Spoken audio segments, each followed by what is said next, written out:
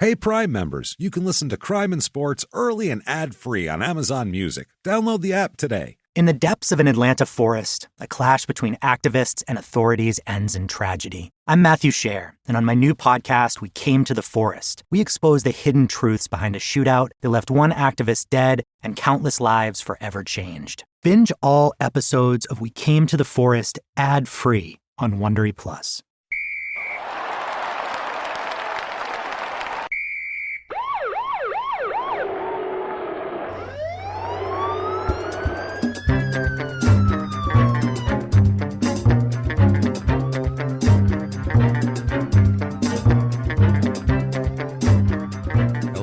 Welcome back to Crime and Sports. Yay! Yay, yay, yay, indeed, Jimmy. My name is James Petrogallo. I'm here with my co-host. I am Jimmy Wisman. Thank you guys so much for joining us. Holy shit, thank you. Couldn't be more excited for this week as we are.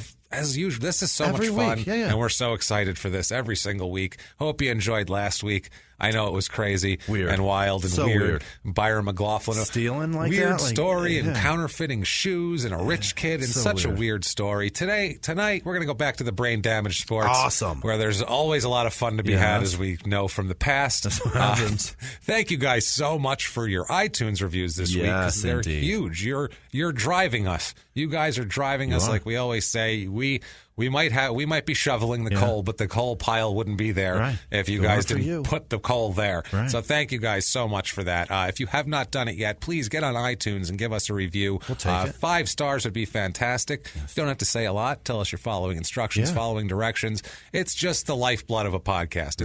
It's what helps drive you up the charts. It's a weird algorithm. iTunes is all wacky like that. So please help us out. Like I said, on the business end, it's huge. Yep. Also would like to thank everybody for their Patreon contributions, PayPal this week. You guys are our heroes, man. Fucking unbelievable. The producers of this show. We have a nice long list of producers later on that we're going to hit you with, but you guys are the best. If you want to make a donation to us, every dollar, every dime is appreciated, more than you could know. You can do that over at patreon.com/crimeinsports, just like the show. You can make a donation there. And like we said, $1 is amazing to us. We're like, crazy. wow, those people took the time to give us $1.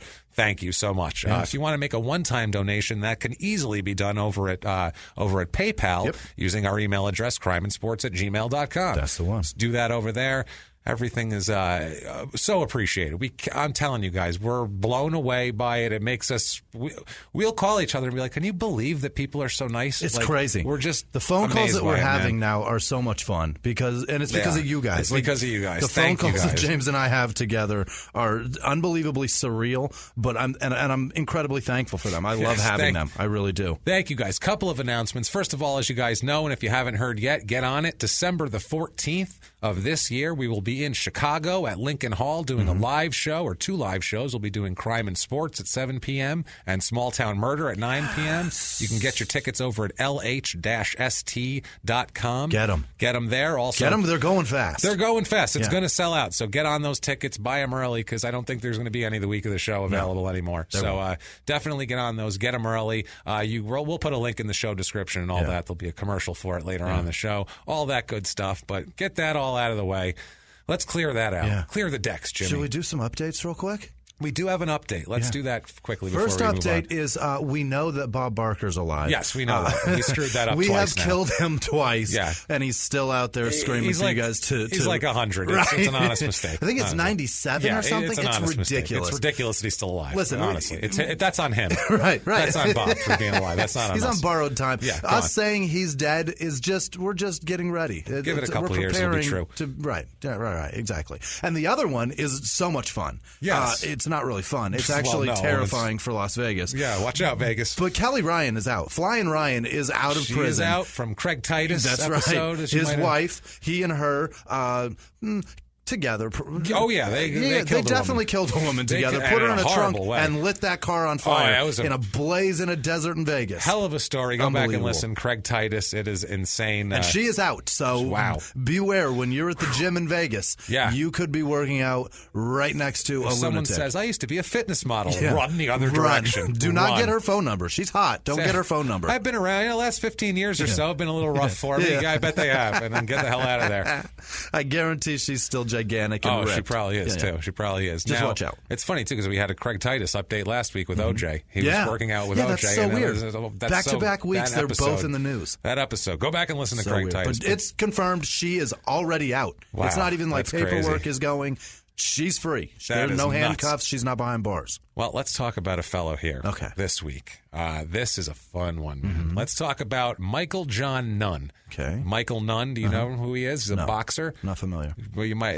You're going to, by the way, it's N-N-U, it's Nunn, N-U-N-N, and you are going to hear a lot of Nunn, wordplay with this guy. Of course. Obviously. His nickname. What's a Catholic nun wordplay? No, mainly like none better. Like his nickname is Michael Second to Nunn. That's his nickname. Fuck out of here. That's his nickname, Michael Second to Nunn. Oh boy. Which, I mean, he got the nickname in the 80s, so it wasn't that hacky yet. But still, it's a little cheesy to be doing it. But whatever. Michael Nunn. Let's get into it here because it's a crazy story. Date of birth: April 14th, 1963. Okay. He's an Iowa kid. Grows up in Davenport, Iowa. Okay. Now, before we get into all his youth, we'll just say he's a lefty. So for boxing, that's going to be helpful. Right. He's a southpaw, which makes him very difficult to fight. No, he was born in the 60s. Oh, he he's doesn't a fight fighter till the in the 80s. 70s and 80s, right? 80s I and guess 90s. You got a point. Yeah. He's not. He's not fighting at 14. Right? No, not especially not professional. No. So he grows up in Davenport, Iowa. Now, a lot of his youth stuff, a lot of his younger days came from a story called. Jesus. It's a 1989 fluff piece in Sports Illustrated called None Better is the name of it. It's by a guy named Pat Putnam. They did a really good job of chronicling his early life. They really did. So I got a lot of good stuff out of that. So I just want to give them credit for that because they did good work on that shit. His father, Nunn's father, was gone very early. Knew nothing about his father. His father was having none. His father is having none of any of this shit. He has a brother named Willie and two sisters named Sylvia and Betty, and they're all raised by their mother, I guess, Maddies, M-A-D-I-E-S. Yeesh. I don't know how, Maddies? Maddies sounds like an old lady, doesn't it? Maddies. All right, we'll call her Maddies because that's more fun. She works as a nurse's aide, old Maddies does. And the kids kind of start cutting up a bit, that sort of thing. Things were hard in Davenport. Yeah. I wouldn't imagine that. No. But apparently Davenport had some rough streets. That's weird. Back then, yeah. Some like thug living streets? Yeah. That kind of a friend of his said, quote, Davenport is a place where many kids got into trouble. Yeah. If Davenport was a place where kids didn't need to look for trouble, it was around the corner. Okay. So he was just saying it's always there. They talk about Michael began fighting on the street at about 12 years old. Yeah. He didn't need much encouragement for it. His older brother, Willie, said, quote, Michael would start a fight, but then when the other guy got mad, he'd hang back. I'd tell him if he started something, he'd better finish it. Yeah. Then he got to liking it. It took about a month. Oh. So in about a month, he went from, I don't want to get in a fight to, hey, let's get in some fights. This is fun. So that's the kind of guy he was here. By the time he's like a teenager, if anything happens, if they heard there was a big brawl, they're like, let's talk to Nunn first. Jesus. Well, he was probably involved in this. There's They used to call on the street, I guess, they called him Wonder Mike, and the rumor is that the cops gave it to him. Yeah. And I wonder what Mike is doing wrong tonight. Okay. I wonder who Mike beat up tonight. Yeah. I wonder what Mike's doing, like that. Wonder Mike? Wonder Mike. I don't know. He was just known as a real badass around the streets At least of Davenport. the cops were clever enough to come up with something like that. They didn't use Nunn. Right. They didn't use a Dumb Nunn last pun. name. Right. That's good. Good for them. A Good for them, Nunn guys. pun. Imagine how many articles were written about him with a Nunn wordplay. Ridiculous. Imagine how many shitty titled articles I've read in From the last high school to 3 now, days. forget it. Oh, my God. Ridiculous. His friend here, John Haynes, who we talked to before, what's better known as Junebug. That's his nickname. Really? Junebug. Awesome. Let's talk to Junebug. He's got an Uncle Junebug. This is one of his closest friends from childhood. He said, quote, big guys, older guys would come around to see how tough he was. Police never picked him up at the scene of a fight. It never lasted that long. It was like 1-2 or 1-2-3 and a kick and it was all over. Then the police would just go over to his house to get him. But he never spent one night in jail. They talked to him and let him go. Mike was no thief or nothing. The cops knew that. It was the neighborhood we lived in. You had to fight to survive. Jesus. So that's the type of place it was, and it was just fight with your fists. At least they weren't shooting each other. Yeah. That's good. It was just a bunch of kids fighting in the streets, which sounds like a fairly safe place to live still. It sounds like Brooklyn in the 30s is what it sounds like. You know what I mean? Like they're going to go out and fight. You know, there's no weapons or anything. Right. He brought a knife. That's not right. Nah. What kind of dick is that? We're going to have a little count. We're going to have a little meeting. Yeah. We're going to have a rumble. No weapons, see? Oh, my God. So he's got nothing going on. He starts fucking around, and he does get picked up by the cops a few times. He says he never spent a night in jail for the fights and all that, but he does get picked up for the cops. There's some stupid shit, disorderly conduct, a couple of minor drug things. Sure. Things like that. He's an idiot, basically. He's out there fighting in the streets. Obviously, he's a moron. So he's doing what he feels he needs to do. He finds kind of a surrogate father, for lack of a better term, and a guy named Marshall Jackson, who's an older cousin of his. And Marshall Jackson would give him a few bucks. He'd let him use his car. Okay. You know, he was kind of his older brother type. Sure. He'd advise him. He'd do that sort of thing. This Jackson said, "Why don't you start boxing? You like to fight so much." I knew this was coming. You need something to do.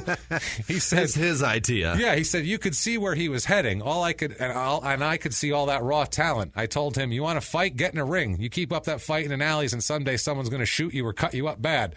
Yeah, smart. That's exactly right. So what does he do? He starts fighting. Yeah. He goes to the Golden Gloves right away. 1982, he is Golden Gloves champ at 147 pounds. Okay. I mean, right away, man. He's 15 years old. He's in there. 19 years old. Yeah. Golden Gloves champ right off the bat. 1983, 156 pounds. He moves up. And they all say he's a natural 156 guy. Okay. He wins Gold Glove again. Yeah. Not too bad. Right around this time, in the midst of his Gold Glove winning performances, he has a son. Oh, Jesus. Of course he has a son. Jimmy's got to have a son. He doesn't have his life together. He's trying to get it together. What do you got to do? You got to have a kid. Did he name it Junior? What are you going to name that kid, Jimmy? What are you possibly going to name that Nunn kid? Jr.? Michael Nunn goddamn Jr. Of course it's a junior. What an asshole. He will never make a good... This guy, we have the rules as we've set up, and don't move home, don't find religion, don't name your kid. He breaks every one of our rules. Unbelievable. This guy is the crime and sports poster child for stupid actions. Dad abandons him from exactly everything. And then it just falls in line with everything that we know is going to happen. Even like the mother who's like overly...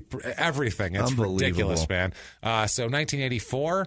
He goes and he fights at the 165-pound level and wins there also. Okay. So 3 years in a row, he's Golden Glove champs. And he's going up. Golden Glove champ. Yeah. It's not like he's staying in the same weight class and winning. He's going up, which is so much harder. Absolutely, as we'll see in the rest of his career here. In his amateur career, he was 168-8.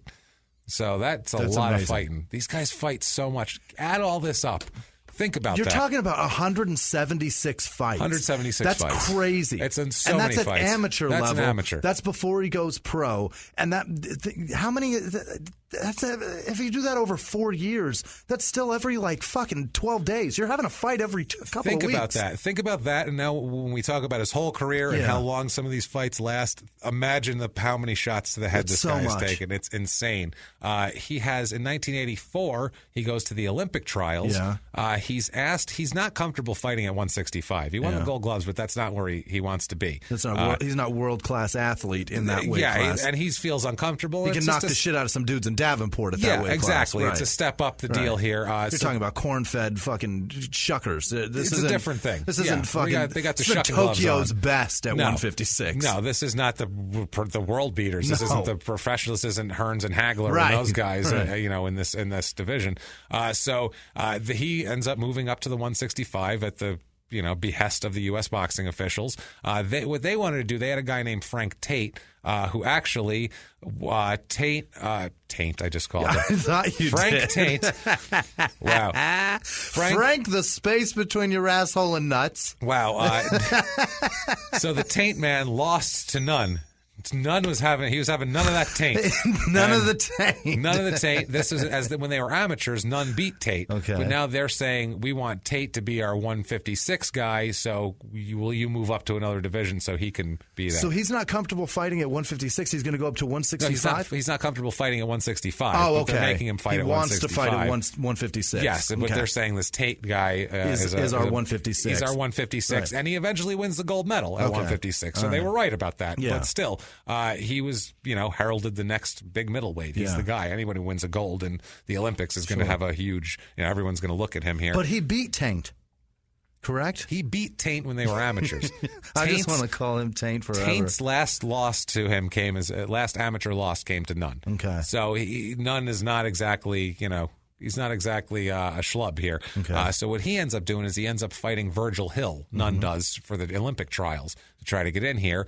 Hill defeats Nunn 4-1 in the trials, and then they have a two fights, and then Nunn wins 5-0 in a box off in Las Vegas. Okay. So then they have a deciding bout at Caesar's Palace. Jesus. And Hill ends up getting a quick knockdown of Nunn in the first round, and then the fight goes, and it ends up being 5-0 for Hill. Okay. So Virgil Hill ends up going on. What a lot of people were saying about him was, as an amateur fighter, they called him the best 2-round boxer in the world on natural talent for the amateur fights. But they were saying they were worried about his conditioning and basically going the distance. Yeah, the decision's going to go to somebody else. They're saying basically like he's not going to be a pro here if he can't go 10 rounds. You got to you got to be able to go 10 rounds if you're a pro here.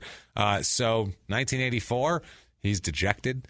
He feels like shit. Yeah. He was, didn't get to the Olympics. He's being told he's not going to be a pro. He's not going to do anything. So where'd he go? Go back to Davenport, baby, not Japan.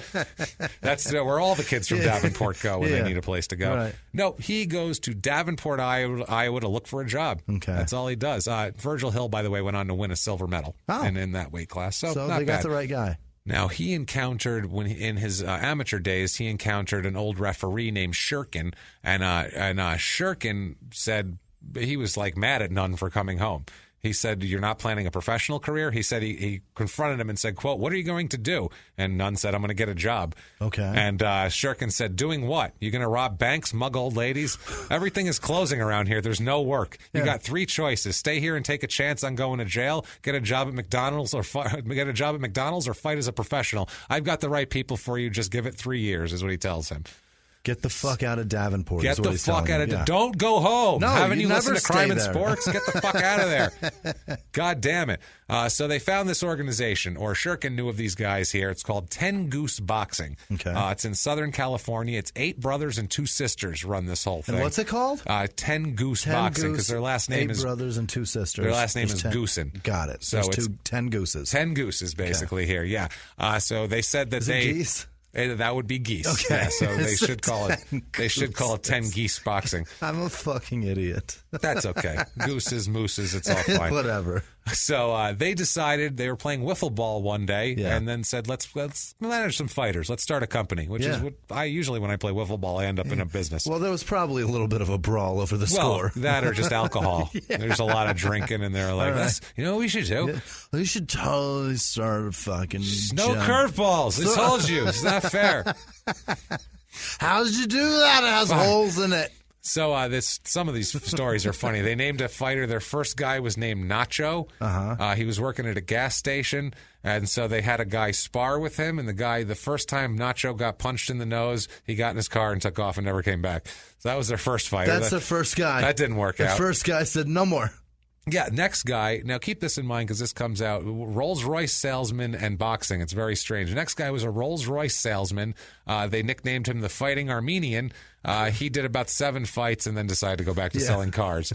So it's not, boxing's hard and it's not for everybody. You know what I mean? But let's see what Michael Nunn thought about it with a little in their own words. Fantastic. What do you say? In their own words. Quote, "I thought, what the heck? I wasn't doing anything, and he was only asking for 3 years. If it didn't work out, there was still Davenport. I said, let's go." So he got a plane to Los Angeles, got a hotel, and met the Goosens. Oh, boy. So he's off and running.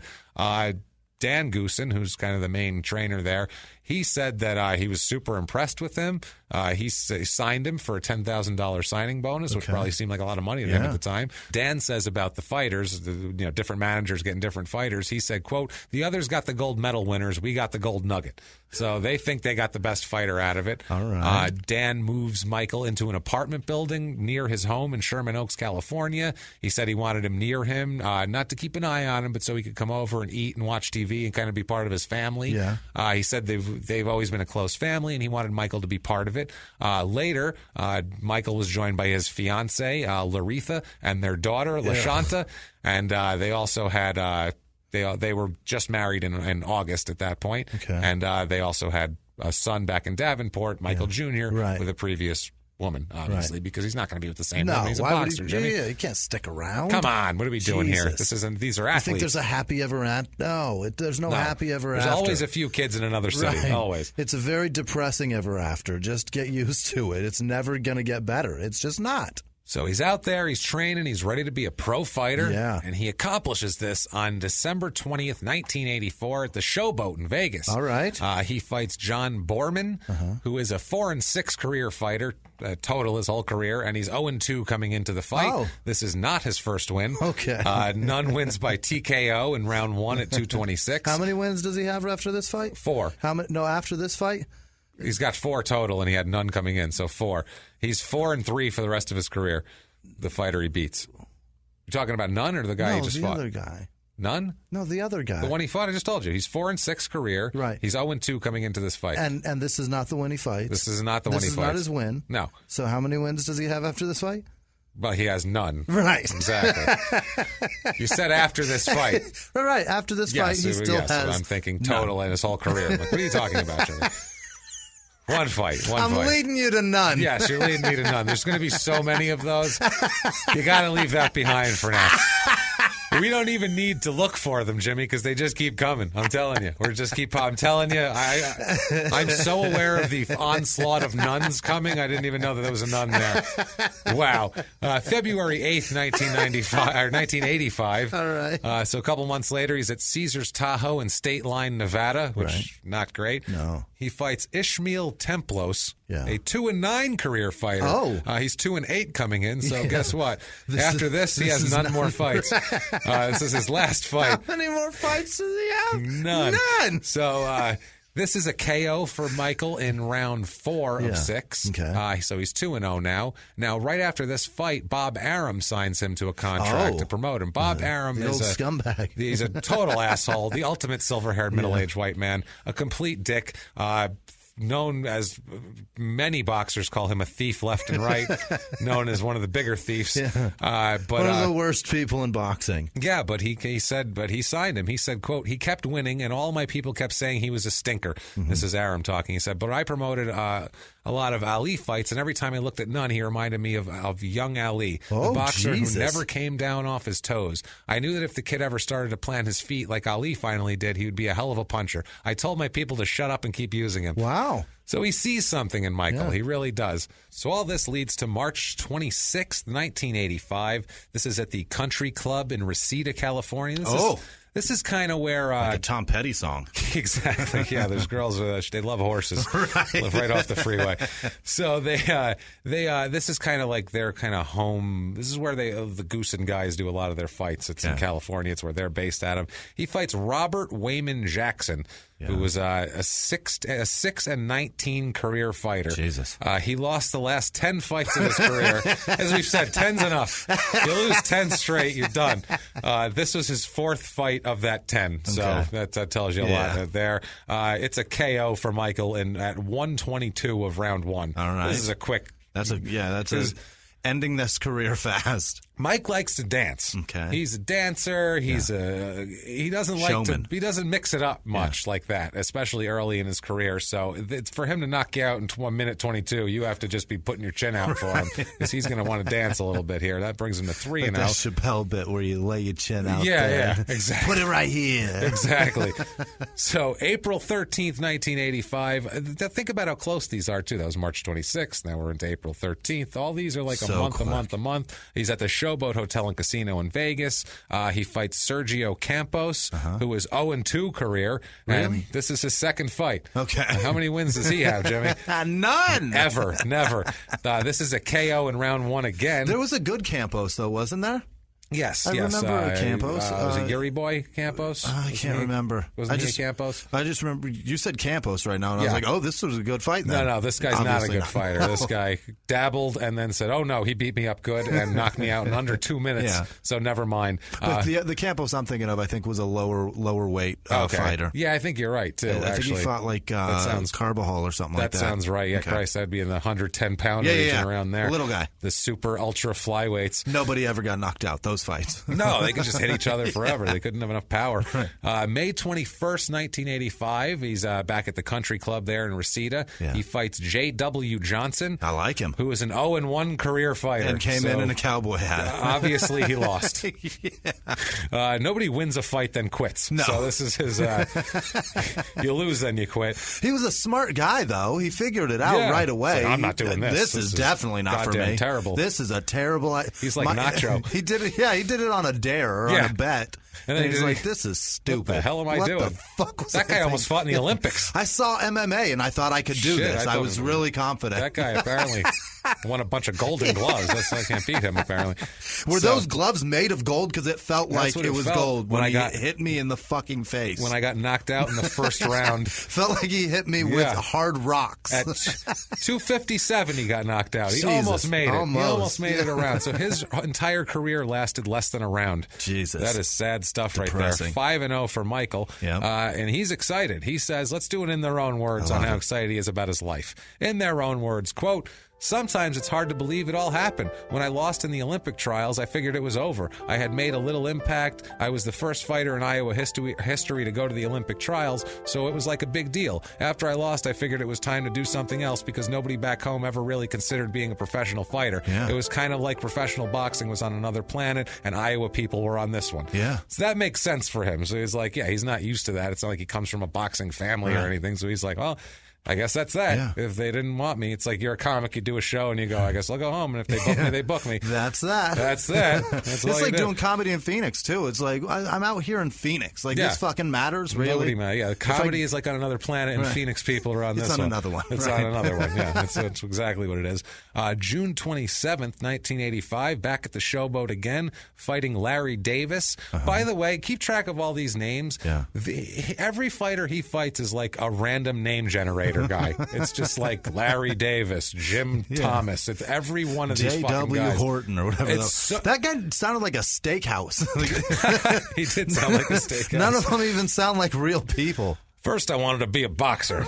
I fought one fight, lost in the first round, and thought to myself, you know what I want to do now? I want to bring the people the highest quality beef on this goddamn planet. Come on down to J.W. Horton's. We got I got myself some of the finest grass-fed cattle on this planet, and I decided to serve them to the people. This ain't the best T-bone steak. I'll lick your ass. That's my guarantee. You may be able to knock me out, but you can't knock my steak out the box, buddy. Let me tell you that right now. Little I'll tell you sayings. What. He says, I tell you what. I'll tell you what. Let me tell you something. You come on down to JW Steakhouse. So, I'll tell you what. I'll tell you what. Now, Larry Davis has an 8-17 career record total. He's 6-2 coming in, though, so rather promising coming in, and then it all falls apart. Perfect. Michael Nunn has a habit of taking fighters that look good, and then after him, they fall apart. Really? It's kind of like how it works. That's awesome. It's a weird thing, and a bunch of our good boxers we've had that I'd love to be that guy. Wouldn't you? I ruined that guy. I fucking ruined Remember when him. you guys thought he was worth a fuck? Look at him after me. Yeah. Look what I did to him. Old Larry Davis gets knocked out, or a TKO in the second round, minute 15 in. He's 6-0, Michael Nunn is. Okay. July 29th, a month later, back in Country Club, he fights James Ware, who's a journeyman if there ever was one. 22-22-3. Yeah. And he's 22-18-3 coming in. Slugging it out. So he's got some losses to crew here. Nunn wins by TKO in the third. It's the seventh. He's 7-0 there. Bert Sugar. You know who Bert Sugar is? I remember that one. He's an old boxing journalist with the hat. Like, we had him in another episode. Yeah, we talked about Bert Sugar. Any boxing episode, Bert Sugar's going to come up. Where he blew somebody verbally or some shit like that. He's like the foremost kind of boxing expert guy of the last 40 years, I guess, that talks about it. Yeah. And he looks like an old-timey reporter. He's just a cool-looking guy. He's got a piece of paper in his hat. Yeah. He said he talks about how quick Nunn was. Yeah. He said, quote, there were times earlier in his career you couldn't hit him with the backside of buckshot. So what is that? I think that means he was quick. What is the backside of buckshot? I don't know why the backside would matter. I don't know. I've never heard of that. That's definitely like an old timey. Right. That's like a hunting possums kind of a term. You know what I mean? I've heard you couldn't hit the back or the broadside of a barn. That I've heard plenty. But I've never heard the backside of buckshot. Never. You couldn't hit him with the backside of buckshot. You don't hit anything with the backside of buckshot. The buckshot comes at you, you dipshit. I've never heard that phrase before. Stupid backwards thing to say. August the 27th, 1985, another month. It's the late 20s there. June, July, August. Back at Country Club again in Reseda. Fights Marcos Giraldo. This is the first linker that he fights. All these other guys have been non-linkers. He's a Mexican guy from Mexico. 66-28-1 career. 66-20-1 coming in. Mexico generates a lot of fighters. Oh, God, yeah. They really crank them out. Not even shithole. Poor countries generate fighters. Poor areas generate fighters. There aren't a lot of fighters coming out of Bel Air. No. It just doesn't fucking happen. Fighting out of Malibu, Trevor Watkins. It doesn't happen for a reason because it's just not. And it's just affluent. You don't fight unless you have to. Right. There aren't These anybody. people fight to survive. No one has a pocket full of money going, I'd really like to get punched in the face. That never happens. It just doesn't happen. We talked about it in another episode, why the new Rocky movie was such shit because Apollo's kid wanted to box. Right. It's like, he's rich. He's not boxing. Why aren't you boxing? Oh, because I made my car payment this month. Yeah, because I'm good. I don't need to box. Yeah, that's fucking I have food. Because I'm not hungry. Yeah, that's what it is. The shittier it's funny. You can look at this country and look at like who was good boxers. Yeah. You know, like there was good Jewish boxers in the early part of the 1900s, and then starving, and then they got better, and then their situation got better, and they stopped now boxing. They manage them. 30s, 40s, 50s. Yeah. There's a shitload of Italian guys. Yes. See any Italian guys Nope. now? Not a one. You know what I mean? So now we're going there. So Nunn wins this fight in round 5 because the guy's a journeyman. I think he can hang for a little while. He wins by TKO. Brings him to 8-0. Another month. They have him scheduled month. Another month later, September 25th, 85, he's at the Showboat again, fighting Charles Campbell, another name-generated generic guy. He is 15-1 coming in. He ends up 18-8-2 for his career. Again, Nunn ruins him. This one goes the distance, though. Okay. Nunn wins by unanimous decision in 8, but it goes the distance. Okay. This is the beginnings of a problem. Yeah. He's boring. Yeah. He's too finesse. Yeah. People want to see the knockout shot. Get in there and knock the fucking guy out. And this guy is known as just dancing. They make all sorts of jokes about him. So it's not showmanship dancing. It's just like moving around the ring, trying to be strategic about how. It's all of it. It's just he's just wasting time. Okay. There's a joke I saw. It was kind of funny actually. Spoiler alert: he ends up in prison at some point later. Like every one of our people does. But he ends up in prison, and there's a joke about it when he first went in. It's some comments in this article, and this guy goes, I heard Michael Nunn when he got to prison, he fought the toughest guy he could right away. He danced and shoulder rolled his way to a unanimous decision. He's winning unanimous decisions in prison. In the yard. He's dancing. So that's the joke on Michael Nunn, is he's just a dancer. November 13th, 1985, back at the Showboat, he fights Jorge Amparo, who's an 8-15-1 career fighter. So, again, he's not fighting the cream of the crop here. No. This one goes the distance again. Really? Nunn wins by unanimous decision in 8 rounds. So he's going long distances with fighters who have no business punching him in the face for that long. So he's taking a lot of blows, too. And that might explain some erratic behavior later, as often does in these cases. So now he's 10-0. December 10th, 1985, he's fighting at the Forum in Inglewood, California. Wow. He fights Billy Robertson, another random name. The Forum that the Lakers play at. I don't know. Yes, I think it's the Great Western Forum, but I think it's, I don't know if they have a side room or something. I don't know what it is. A side room. I like that. You know what I mean? Like at a comedy club where you're like, yo, I'm playing the improv. No, you're not. You're playing the lab. Calm down. Like Madison Square Garden has Felt Forum. Okay. Where they held a lot of boxing matches. That's what they wouldn't have when they do like Friday night fights back in the day. It wasn't in Madison Square Garden. It was in the Felt Forum, which holds like 5,000 people. I'm playing the Tempe Improv. No, you're not. You're playing Arizona Funnies. Yeah, calm down. Calm down. You're playing the bar next door. So this guy's 10-8-1 career. This is his third to last fight. This guy's a bum that he's fighting, this Robertson guy, but he goes 10 rounds. Jesus. This goes the distance again. Nunn wins by unanimous decision in 10 rounds. He's like, I don't know if he's afraid to get hit, because they talk about a lot. They had to get him to go, you got to get in there. Right. And hit. Right. You got to get in and be aggressive. And he said finally he realized he could get in close and still not get hit because he was quick, but he just didn't realize that. He wasn't. I guess in a street fight, you don't get hit. You don't want to get hit at all. Well, no, because it's bare fucking fists. You're looking for 1 or 2 shots, and that's the whole fight. Yeah. It's not a matter of, well, if I get in there, he hits me with a jab, it's no big deal. Right. I'll take one to give 2. In a street fight, that doesn't work like that. You want to hit somebody in the temple and end this shit. Exactly. So January 28th, 1986, again, once a month, back at the Country Club, he fights Alvaro Granillo. This guy, wow, he is this is his record career.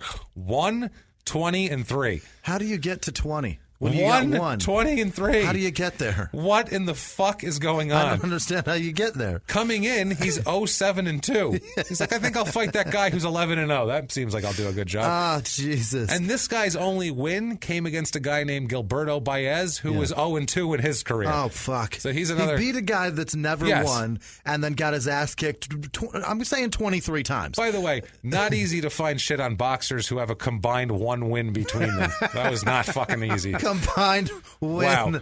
Out of, how many fights is that? That's would 27. Be 24, 26 fights 26 fights total. And one win out and of the two. One of the two guys, one win. But one fucking win. They do have 3 draws between them, too, Jimmy. So that's let's a be good fair point. Here. Nunn actually TKOs him in round 2, brings him to 12-0. February 10th, he's back in California fighting Charles Carter, who's 18-9. Nunn wins by TKO in the 3rd round. He's 13-0. Just going to take a quick break from the show to tell you about our sponsor, ZipRecruiter. ZipRecruiter.com. Are you in need of great talent for your business but short on time? Of course you are. Yeah, of course, everybody is. You don't have to get lost in a huge stack of resumes to find your perfect hire. You just need the right tools, smarter tools. You need ZipRecruiter. Yes. With ZipRecruiter, you can post your job to over 100 of the web's leading job boards with just one click. So you can rest easy knowing your job is going to be seen by the right candidates. That's it. Then ZipRecruiter puts its smart matching technology to work, actively notifying qualified candidates about your job within minutes of posting, so you receive the best possible matches. No wonder 80% of employers who post on ZipRecruiter get a quality candidate through the site in just one day. ZipRecruiter, the smartest way to hire. Find out today why ZipRecruiter has been used by growing businesses of all sizes and industries to find the most qualified job candidates with immediate results. And right now, for our listeners, you guys can post jobs on ZipRecruiter for free. For free. That's right. Free, Jimmy. Free. That's so crazy. Just go to ZipRecruiter.com/crime. That's ZipRecruiter.com/crime. One more time to try it for free. Go to ZipRecruiter.com/crime. And now back to the show. March 9th, 1986, he's fighting at Caesar's Palace, and this fight is on NBC. Okay. This is on national television. He's fighting Carl Jones.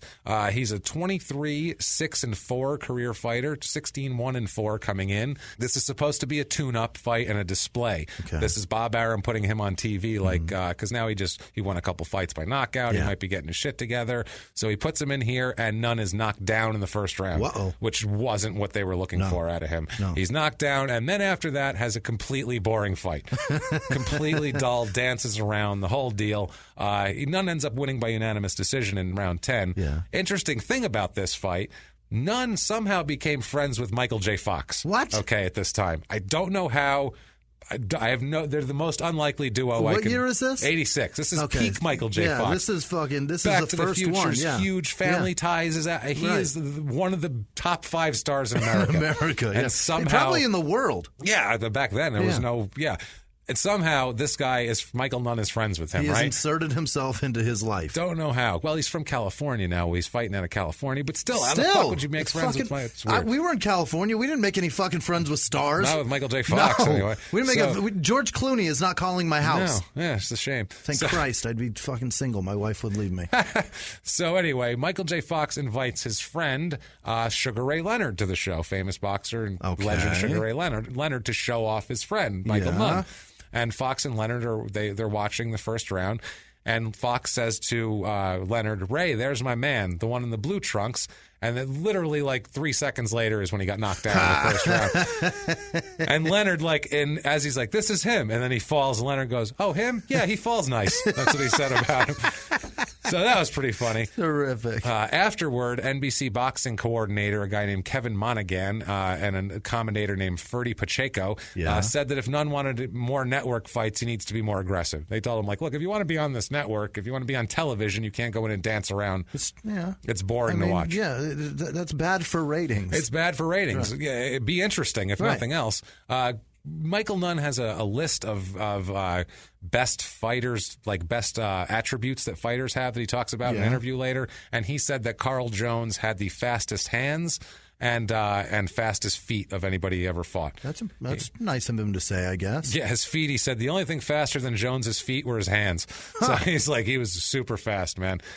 We have an in their own words on this, on how this was an awakening for him. Yeah. In their own words, quote, "That knockdown was the best thing that ever happened to me. It made me more serious. I was getting too cocky. Now I keep my hands out, watching the guy all the time. I'll never get lazy in the ring." Okay. So he needed that. He needed to get knocked on his ass. He was fighting a bunch of bums, and it was too easy for him. Leonard, Sugar Ray Leonard, after making a very funny joke about him there, as he falls nice, he caught up with him in the dressing room, too, to give him some real advice. And he said, quote, "Mike, you're a wonderful fighter. I like your moves, but you have to counter move. When you step to the right, the guy coming in, the guy is coming and misses. Hit him 4 or 5 times, then back off. Don't take a step and then back up and do nothing." Yeah. So he was just hesitant in the ring. Stop dicking around. Yeah, he was Throw like, a okay, I'll punch. get out of the way, rather than you need to look for shots, places to take your shots.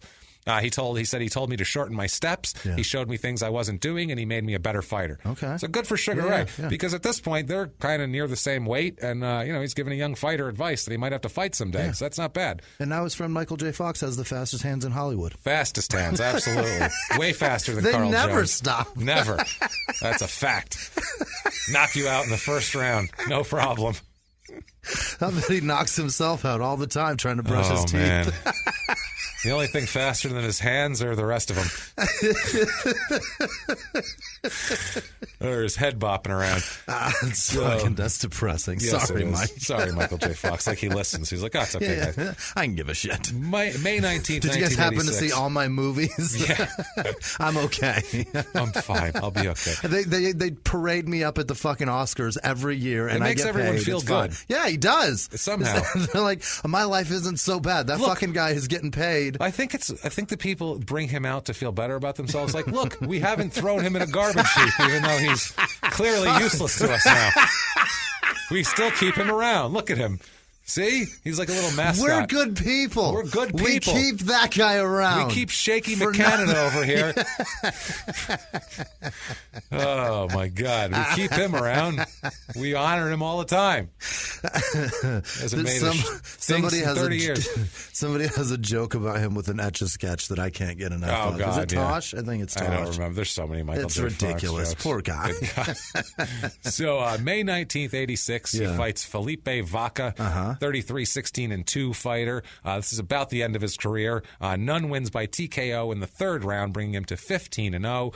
Next month, 3 weeks later, he's fighting Randy Smith. Yeah. He's a 29-33-1 fighter. Jesus. He's a journeyman. Nunn wins. Fuck. Nunn wins a unanimous decision in 10 rounds. Again, going the distance, bringing him to 16-0.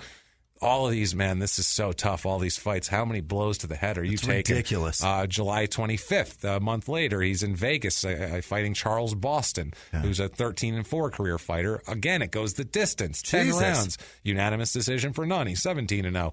Now, in September, he's at the Steel Pier in Atlantic City following the diving fucking horse or whatever he's doing at the Steel Pier in Atlantic City. Anything that happens in Atlantic City is just less than. It's always a joke. It is. It's always a joke. It's always ridiculous. He fights Mike Tenley, who's a non-linker. Right. By the way, he's only fought, this is his 18th fight, he's only fought one linker so far. Really? One linker. And he's one 17-0. person with a fucking This is Wikipedia link. Jesus. Yeah. And this isn't the guy. No. He already fought him. This is, he's 22-5-1 career, this guy That's here. a good fighter. It's not bad. 19-3-1 coming in. And again, it goes the distance. Jesus. 10 rounds. So think about that. Slugfest. The last few months, he's fought, 40 rounds I'm looking at here? That's insanity. It's ridiculous. That's nuts. You can't. And also, too, they're going the distance with people that have fought tons of fights. Tons of fights, yeah. They're all.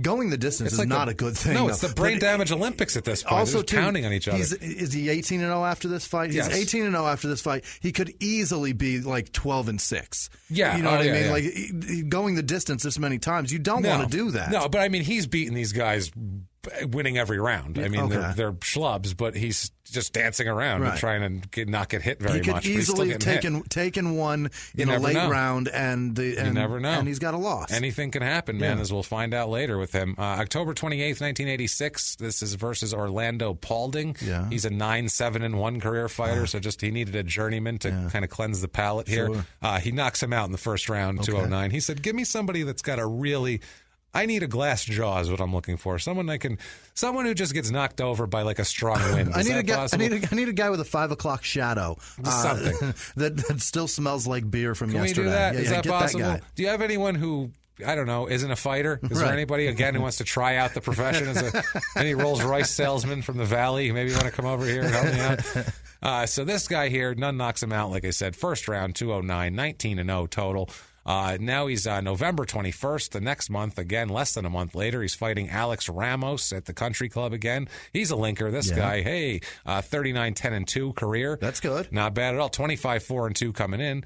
This fight goes 12 rounds because it's for a title. It's for the vacant California State middleweight title. Oh. The most prestigious title in all the land. I'm telling you, Jimmy. State middleweight. Is that what it was? Middleweight? Yeah, there is a World Series champion. Yeah. There's a lot of prestigious titles. A Stanley Cup winner. You could win a Wimbledon. You could do a Grand Slam.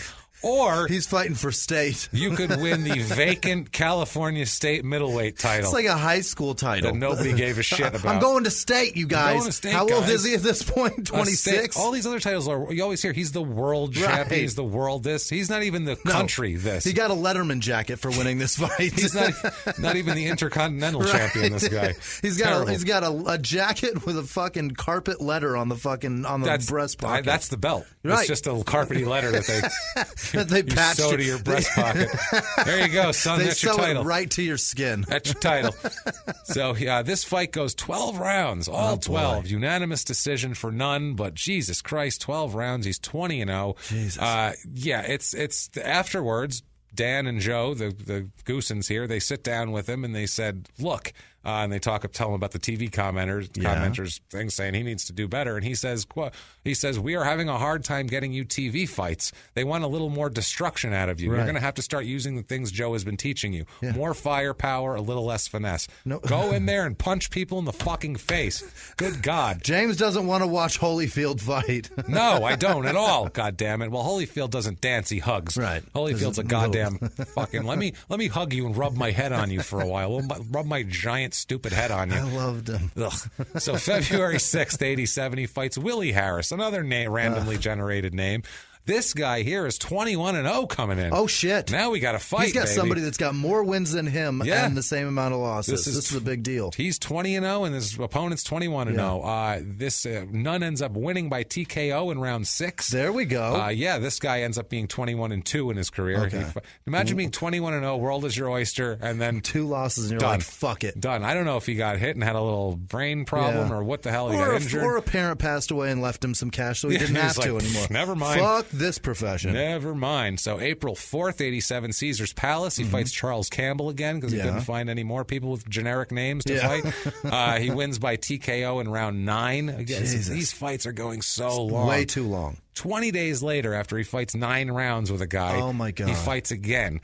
Palmer Auditorium in Davenport, Iowa. He's going home. I want to just say this real quick. If you don't think that this is a big deal, think about Conor McGregor fighting 2 weeks later after that fight. Yeah, think about that. He'd be fucking dead. He'd be. It's not happening. He'd be doing crazy shit like we're going to find out Michael Nunn does later. He'd be running down the street threatening to stab people while he's naked. Exactly. He'd be fucking doing bananas. Riddick Bowe type shit like we talked about. Kidnapping families at knife point. You can't. This is not how your It's brain. not healthy. No, you can't do this. So your brain has to heal. And he continues this pace up for so long. I mean, it's ridiculous here. So he fights Cecil Pettigrew this night, who's a 41-18-2 fighter. Sounds like a fucking linebacker. He does. Cecil Pettigrew coming at you. Cecil Pettigrew, LSU. Get on the Cecil train. I'm coming. I can see that guy on Monday Night Football in the corner of my screen screaming that. Cecil Pettigrew. Say Auburn. The Seems U. like an Auburn guy to me. I see the U. I see him being just like Ohio State. Or no, Miami. Miami, yeah. Okay, I got you. The Ohio State. I picture he's him got like a an blade in offensive his lineman. sock. Yeah. Auburn. Yeah.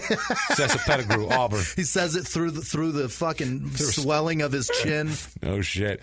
So Nunn wins by TKO in round 5. Yeah. He's 23-0. And then he doesn't even take a big break. July 2nd, he's fighting again. Jose Duarte. Yeah. He wins by TKO in the second round, 24-0. Yeah. Also, at this point, he starts getting into a little bit more than boxing. Okay. He starts doing things like buying large amounts of cocaine and heroin, that sort of shit. So keep an eye out for that in the future. Holy Christ. He's a fucking trafficker now? now? A bunch of, not quite a trafficker yet, but he starts picking up. He's doing it or he's selling it? He's dabbling. Okay. We'll figure it out. He's dabbling. Listen, he's finding his way in the world, it's very Jimmy. hard to push through all this training. Sometimes really you need is. some synthetic energy. Sometimes I need to jam a heroin needle directly into right my eyeball. into my fucking eyeball. I have to. And then I'm like, now punch me. Let's do it. So August 11th, 87, he's at Bally's in Vegas. He fights Franklin Owens, who's a 5'8" career fighter. I'm surprised more fighters are not heroin addicts because that shit... Well, they are. They're prescription drug users, right. and they're opiate. But I same mean, thing. not just fucking pills. Yeah. But I'm talking about like actual like Dilaudid or some shit because that stuff makes you feel so fucking good. Generally, people don't actually do street drugs until they can't afford prescription drugs. Yeah, otherwise, if they're going to go, why not? Why wouldn't you go buy it from the store if you can buy it from the store? You know, why am I going to do this shit? That's beneath me. Right. What are we doing here? Why am I going to a steakhouse? I don't have the money to do that. Now I'm going to have to go on the street corner and buy fucking grocery cart jerk chicken. That's it. Right. Shopping cart jerk chicken, baby. Now, Franklin Owens here should not go this long with Nunn. Nunn should knock the shit out of this guy. Instead, it goes 9 of 10 rounds. Okay. TKO for Nunn in the 9th, but good God, man. Jesus. 25 fights, that's a lot of fighting. September 11th, 1987, an exact month later, at the Palmer Auditorium in Davenport, he fights Dale Jackson. Another generic name, by the way. Franklin Owens was the last one. Yeah. I swear to God, it's like that's how they do it. Yeah. That's how they find fighters for him. They're like, who's got a boring name? That guy. What's Perfect. that comedian that did that and then used that as his rap name? He actually went to the Wu-Tang name generator. Oh, perfect. Yeah. I forget his name. I don't know. It's the black guy from Parks and Rec, I think. No, it's not Parks and Rec. It's another Parks and Rec. It's another TV show. I forget his name. Why am I fucking Google it? It's a great story. Here's a better question. That's good podcasting right there, Jimmy. What's that thing? I don't remember. You guys Google it. He did a Wu-Tang name generator and created a rap name, and he's actually a good rapper. That's Childish hilarious. Gambino. That's his name. All right. Yeah. All right. I forget his real name. This guy here, it's 20-13-3. Yeah. He lost the last 9 fights of his career, by the way, so that tells you what he is. What does Nunn do with him, though? What? Goes the distance. Of course. 10 rounds. Why? God damn it. Step in and punch this fucking guy. They're telling him, punch him, and he's just standing there. He's what like, the no, fuck? I got a better idea. Yeah, I'm just going Watch to dance this. around. I don't really want to get hit in the face. Wait till the judges tell you how good I am. Wait. I have plans later. I'm not looking to have a black eye swelling around the face. It's unsightly. Well, dance, I'll throw a shoulder at him. What am I We'll get doing? through this. It's all Don't right. worry. Oh, The I hit judges him a like few me. I winked at I only him. have to hit him a few times. That's fine because he's not going to hit me at all. So he wins by unanimous decision. Yeah. Whoopee. 26-0. Now, October 29th, 87, at the Hilton, he fights Darnell Knox, who's 26-1 coming in and won his last 10 fights. So he's ready to fucking rock and roll. Nunn. Except. They have a little bit of a battle, and Knox does not come out for the 5th round. He stays in the corner, and it's called off in the 5th round.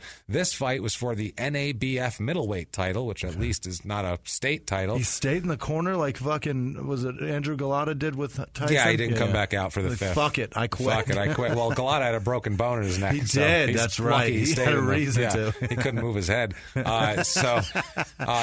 didn't know that when it happened, though, and neither did his corner, neither did anybody in that auditorium. No. They were ready to go get their money back out of his ass if they had to. Ass, yeah. And then they did an X-ray. Yeah, and like, hold on. Oh, okay. There's a reason that you guys threw those bottles at fucking security. You may have been paralyzed. That's right. Never mind. Drilled Galata with a hot dog as he leaves the arena. Yeah, man, that was terrible. That was awful. It was. He looked like he was just throwing it. And everyone was like, hey, we paid for this. Right. And then, no, he just couldn't move his head. Listen, you guys, I'm going to die. You understand? I'm going to be crippled. Is that okay with you? Jesus Christ. Knox never fights again after this fight. Really? Nope. His career 26-1. Wow. That's his career record. How 26 many more fights? 1. This is it. None. So none.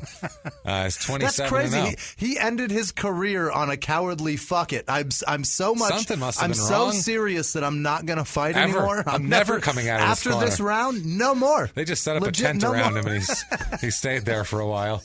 That was all. He brought his family in. I'm going back to college. Fuck this. Yeah, he just lived there in the ring in the corner. He's happy there. I'm just going to live here. I'm going to live right here in the ring. Don't make me come out. So 27-0 for. That's funny. They were both 26-0 coming in, that? and 27-0 for Nunn. And his career is not over. As a matter of fact, he's fighting January 2nd, '88 at the Country Club. There fights Kevin Watts, another generic name. 23-7 fighter, another unanimous decision in round 12. Good God. So many rounds. Jesus Christ almighty. March 19th, 1988.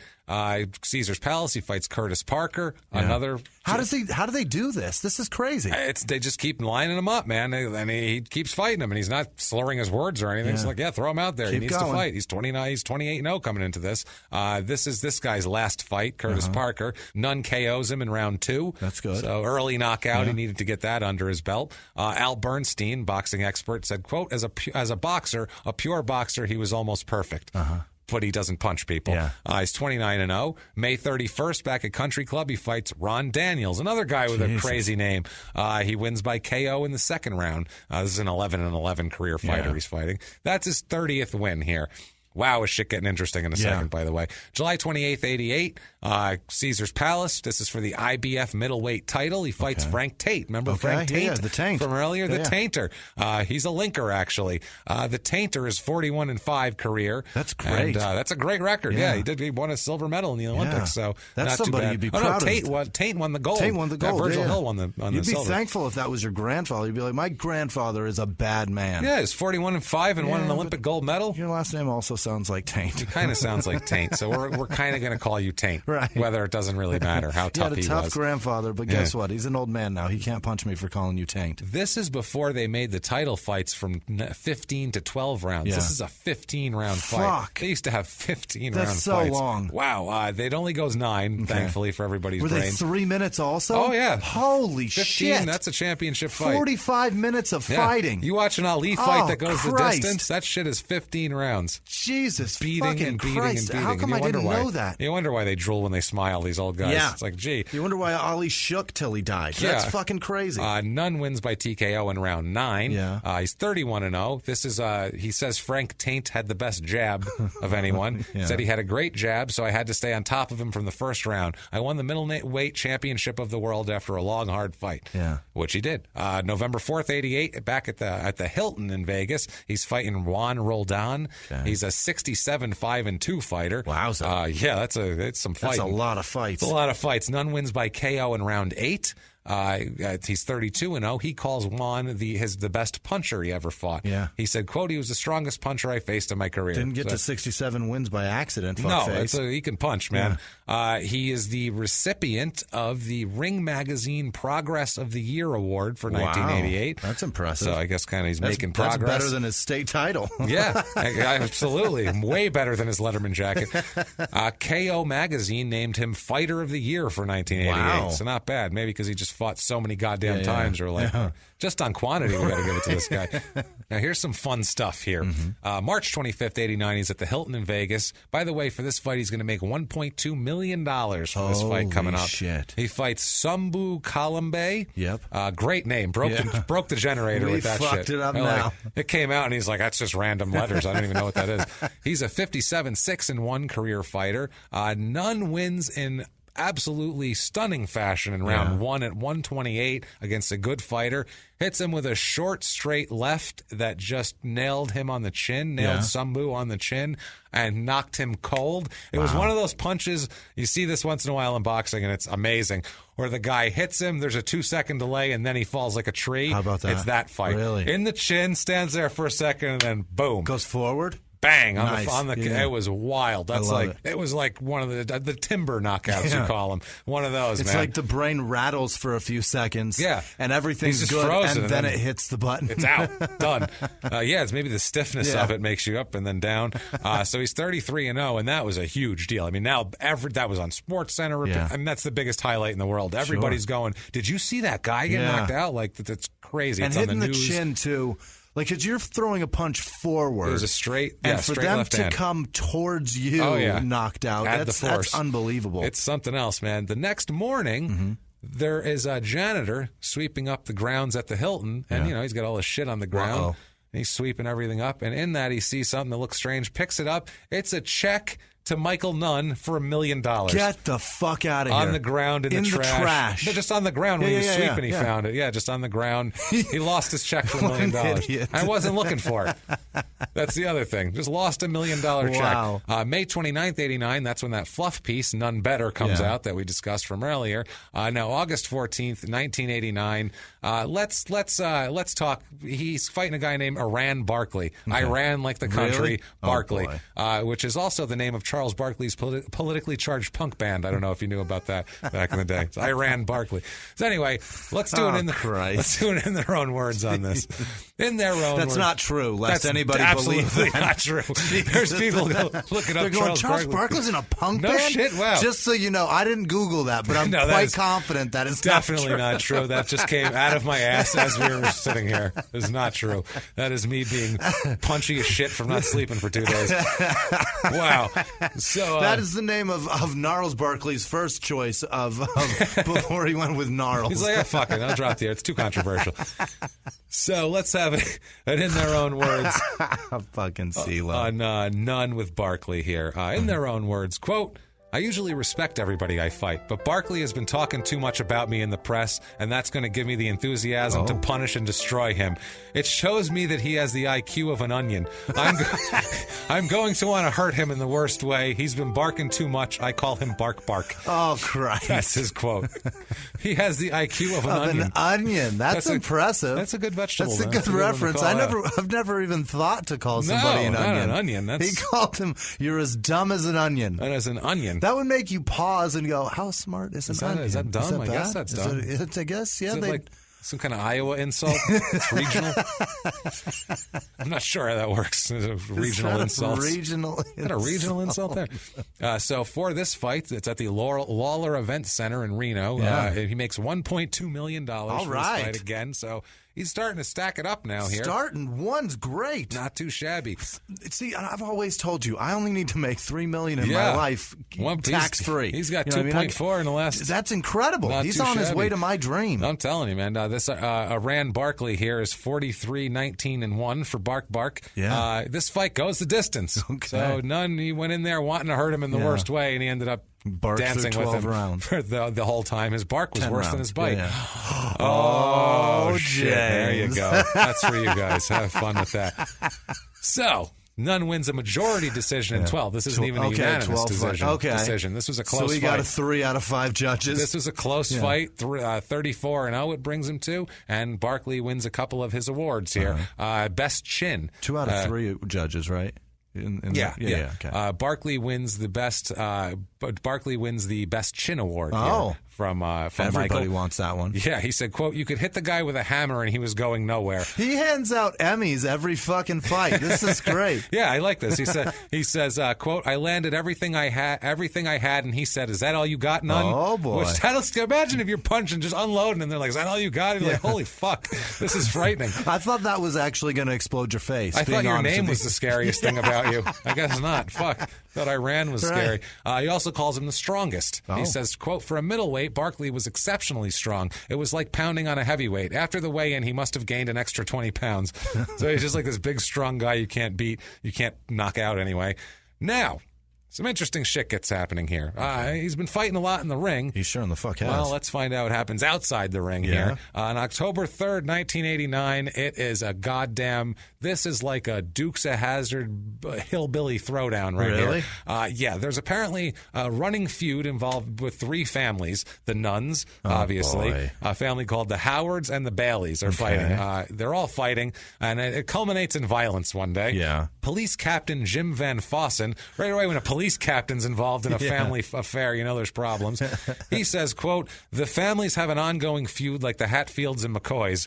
So there's 3 of them, though. That complicates it further. And the Baileys, you throw them in there. And the Hatfields, McCoys, and the Nunns. Right, Hatfields and McCoys, at least you could be like, what's your last name, boy? Like this one, you're like, my last name's Bailey. Well, fuck. Are they on the list? Yeah. Check the list. Who are you feuding with? Everybody. We're fucking fighting everybody out here. So this is late night. on a Saturday night, Sunday morning type of thing. Victoria Howard, one of the Howard clan, I imagine, reported to the police that Willie Nunn, who is Michael's brother, as we know about, and Raymond Jones, who's one of their nephews, broke windows in her car. Okay. So then two of the Bailey brothers, another family, then also reported to the police that Michael Nunn had a gun and pulled it out on them and fired shots into the air.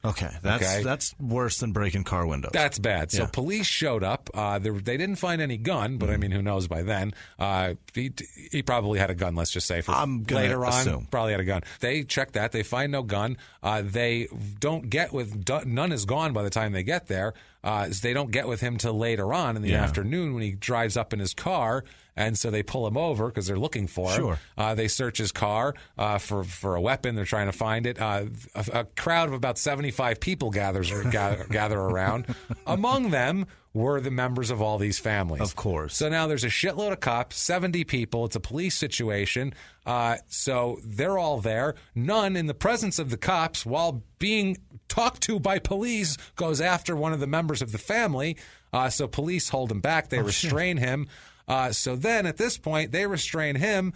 We got Mady's here, the mother. Yeah. What she does, wow. Jesus Christ. Mama Nunn's a nut, too. Mama Nunn's, okay. Mama Nunn has an officer named Roland Myers. Yeah. Mama Nunn takes off her high heel and hits him on top of the head with it. With the spike? With the spike, opening up a gash in his head. Oh, my God. Okay? Mama Nunn's nuts. Mama Nunn's the craziest one of all, okay? So then Van Fossen, the captain, said, quote, she took off her spike heel and smacked him on top of the head. At that point, Nunn said, you're not arresting my mother, and he grabbed the officer's arm. Oh, boy. So now the mother hit the cop with a shoe, right, busted him open. He goes to grab the mother, and then Michael Nunn goes, don't touch my mother, and then he starts fighting the cop. Oh, Christ. And he's a boxer. What a fucking disaster this is, man. This is what terrifying. a mess. According to the report, it said there was a news report that said Nunn threw a punch at the policeman, but Van Fossen said that didn't actually happen because the guy still had his jaw attached to him, I assume would be why. Right, because he was still standing upright and breathing. Yeah. Jones, who was the nephew, was arrested for threatening an officer with a hand axe. Yeah. That's nice. That's a good and weapon. Charged with assault while displaying a dangerous weapon. Mady's was charged with assault with injury. Holy shit. Also, and someone in the crowd threw a punch at a different policeman. Who had the hand axe? The nephew, Raymond Jones, had a hand axe and was charged with threatening an officer. This is crazy, Davenport is fucking terrifying. At some point in this melee, someone else in the crowd punched a cop, and he opened up his head, and he required 4 stitches for it, too. My God. Yeah. So as he's being led away, then Michael Nunn's like, no, I'm all right. I'm all right. Yeah. He's asking the cops to take the handcuffs off him, and he's telling them, I'm cool. Yeah. I'm good now. You're not cool. You're not good now. You never were good. You're certainly not good now. This shit is bananas. You're good now less than any other time. He's charged with simple assault, which is a misdemeanor, and he's... Everyone out there should listen to Small Town Murder. You really should, mainly because you never know who's next door. And that's the point of this show, really. You never know who is next door. You never know what's going to happen on Small Town Murder. That's what makes it so wonderful. The only thing you do know is that people are going to die, and we're probably going to make jokes about it. That's it. That's all we can promise you. We dig into these towns. We see what makes them tick, from local legends to scandals they may have had. And, of course, the biggest scandals of all, horrible murders that take place there. And we put what I feel is a completely appropriate comedic spin on the whole thing. And you know you need a laugh right now. So get in there, listen to Small Town Murder. Follow Small Town Murder on the Wondery app or wherever you get your podcasts. You can listen to Small Town Murder early and ad-free right now on Wondery Plus. In the 1980s, a rosé swept the country. Hey, Mike, I really like this White Zinfandel. Well, good. Now put it down. We're going to try another one. White Zin became America's top-selling wine. But most don't know that this sweet drink has a sour history. What began in 1986 with counterfeit bottles... A big fraud, a multi-million-dollar fraud. Sent investigators chasing one of the most powerful families in the business, the Licciardis. But the closer the feds got to them, the more dangerous things became. It's a story of deceit. At the time, I was paranoid. Threats. You touch my kids, I will kill you. And murder. With a .22 caliber bullet to the head, What started with a scheme to mislabel wine spilled into a blood-soaked battle for succession. Welcome to Bloodvines. You can binge listen to Bloodvines exclusively and ad-free on Wondery Plus. Join Wondery Plus in the Wondery app, Apple Podcasts, or Spotify. And now back to the show. Maximum penalty for all this would be 30 days in jail and a $100 fine. Don Goosen, his manager, his hair is turning silver by the moment. So he's getting silver-haired middle-aged so hard here. This statement his hair turned white like I saw a ghost. He said, quote, all I know is... He matured immediately. All I know is that Nunn was there as a peacemaker. Oh, boy. Believe me, with all the talk of athletes and drugs and alcohol, I'll take protecting your mom any day. No, that's not right, actually. He's not protecting his mom against a mugger. He's protecting his mom from being arrested for fucking assaulting a police officer. And the reason they were there is because there was reports that you pulled a gun on people and fired it into the air. Did we forget that part at all? Is that a fucking... It's not protecting mom. That's not protecting shit. 1989, he wins Ring Magazine's Knockout of the Year for the chin knockout? The timber knockout on Sumbu there. Also, a lot of talk about drug and alcohol use at this point. A lot of talk about his general lifestyle and his choice of idiot friends He's got $2 million. And he's back in Davenport. He's living with he's hanging out with the same goofballs. He's got Junior Don't around. move home. He's got a junior and he's moved home. He's checking him off the fucking list here, and it's happening. March 9th, 1990, in Davenport, the assault charge against him is dropped. Oh, shit. It is dropped. This was the family affair that just happened. Charges against his mother, Mades, who was accused of assaulting a police officer, and Raymond Jones were all reduced to misdemeanors. Wow. He had threatened officers with a hand axe. Who paid that? A fucking hand axe, Jimmy. Jesus Christ. He ran at him with a fucking hatchet. I guess he had a tomahawk. If you make $2.4 million in Davenport, Iowa, you can just do whatever you want, I feel like maybe. No. He was just showing us. He was very impressed with it. He wanted the cops were talking about how they collect tomahawks, and he was like, proud "I've got of it. one. He It's got feathers and everything. So I'm gonna go cool. get it, and I'm gonna run at you like I would be charging down a mountain Stand against that wall. I'm gonna throw it, and it's gonna go right next to your head. No, seriously, I'm good at it. I'm really good at this. Really excellent. So they're all reduced to misdemeanors, threatening a cop with a hand axe and hitting one in the head with a spiked heel that causes blood to come down his head. Whacking an officer with your Louboutin, and you get into a fucking $100 fine. That's what they got out of it. $100 fine. That's what you so. Oh my God! Wow. If I got $100 spare one month, I want to find a dickhead officer that I'm allowed to take a swing at, just like a bad one. Well, go to the police. There's always a dickhead. Where's the one that everybody hates? Go to the police station and go. Who don't you like? Yeah. Who's the asshole? Who's the asshole you guys wish was a barista? Show me. Come on. Who's the guy that tells? I'll make him a barista. Who's the guy that tells on you when you take a little nap in the squad car? Come on. Who's the guy? Oh, he bullshit. Who's the guy you guys think visits the prostitutes? Which Come one? on. I'll Who's find the guy him. here? I'll whack him with my wife's Louboutin, and we'll get this day going. So he's starting to fall apart now. Fights in the street. Yeah. Craziness. Now, late March of 1990, he leaves the Goosen's training camp. Yeah. They don't see him again until the day before his next fight. Yeah. The trainer. So they have no idea what the hell happened. Joe Goosen said, quote, he was such a dedicated guy in the gym, and then suddenly, without telling anyone, he's gone. I still don't know what he did for those 3 weeks, but I don't think there was anything good. He looked terrible against Starling. That was the beginning of the slide. All right. I bet I have an idea what he was doing.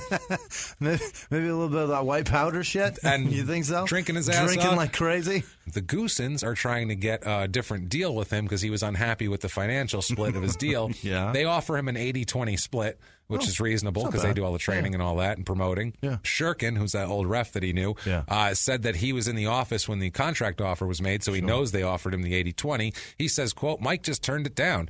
It was what he asked me to negotiate for him. It was just what he asked for. Dan Goosen did everything for that kid, and Mike just walks away. So he's done with them. He just walked away from them. April 14th at the Mirage in Vegas, he fights. This is the Marlon Starling fight. He's a 45-6-1 fighter. This is his second to last fight for Starling. So they train him and promote his fight. Yeah, they have it. That's their whole in-house and thing. all they're getting is 20%. That's a pretty decent deal. That's not bad. Yeah. They're getting a couple $100,000 out of a fight from this guy. But he gets to use their ring anytime. He gets to do everything. All their facilities, they train him. Yeah, that's a medical, great deal. All sorts of what stuff. a deal. Training. Yeah. So, Mike, this fight goes 12 rounds again. Jesus Christ, he looked like shit the whole fight. Absolute shit the whole fight. He wins by majority decision in 12. 35-0 now. Later, he said that Starling has one of his awards here. The award for best defense goes to Marlon Starling. I love these so much. He says, to this day, Starling is still asking for a rematch. He was a crafty little man who was hard to catch cleanly with big shots. So, I wish Tyson would do this. This is great. Yeah, Why didn't everybody do this? I don't know. This is some weird interview I found buried somewhere, and then I just kind of matched it with the fighters. Yeah, but it's neat. Brilliant. It's fun. I like it too. Now, at this point, Dunn is done for good. Mm-hmm. Done is done. Done is done. Nunn is done. Dunn is fighting Nunn. Dunn is fighting Nunn. Jesus Christ.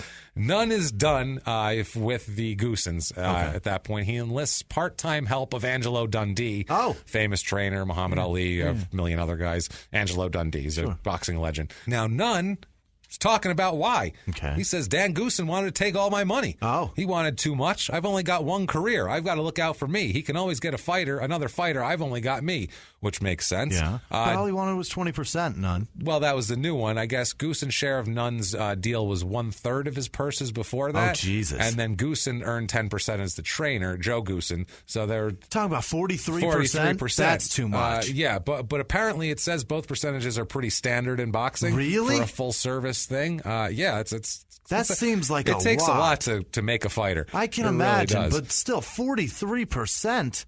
Yeah, they said that they wanted to hold on to him and get gigantic paydays and everything would be great, and they could, they agreed to cut their share in half and do an 80-20 split.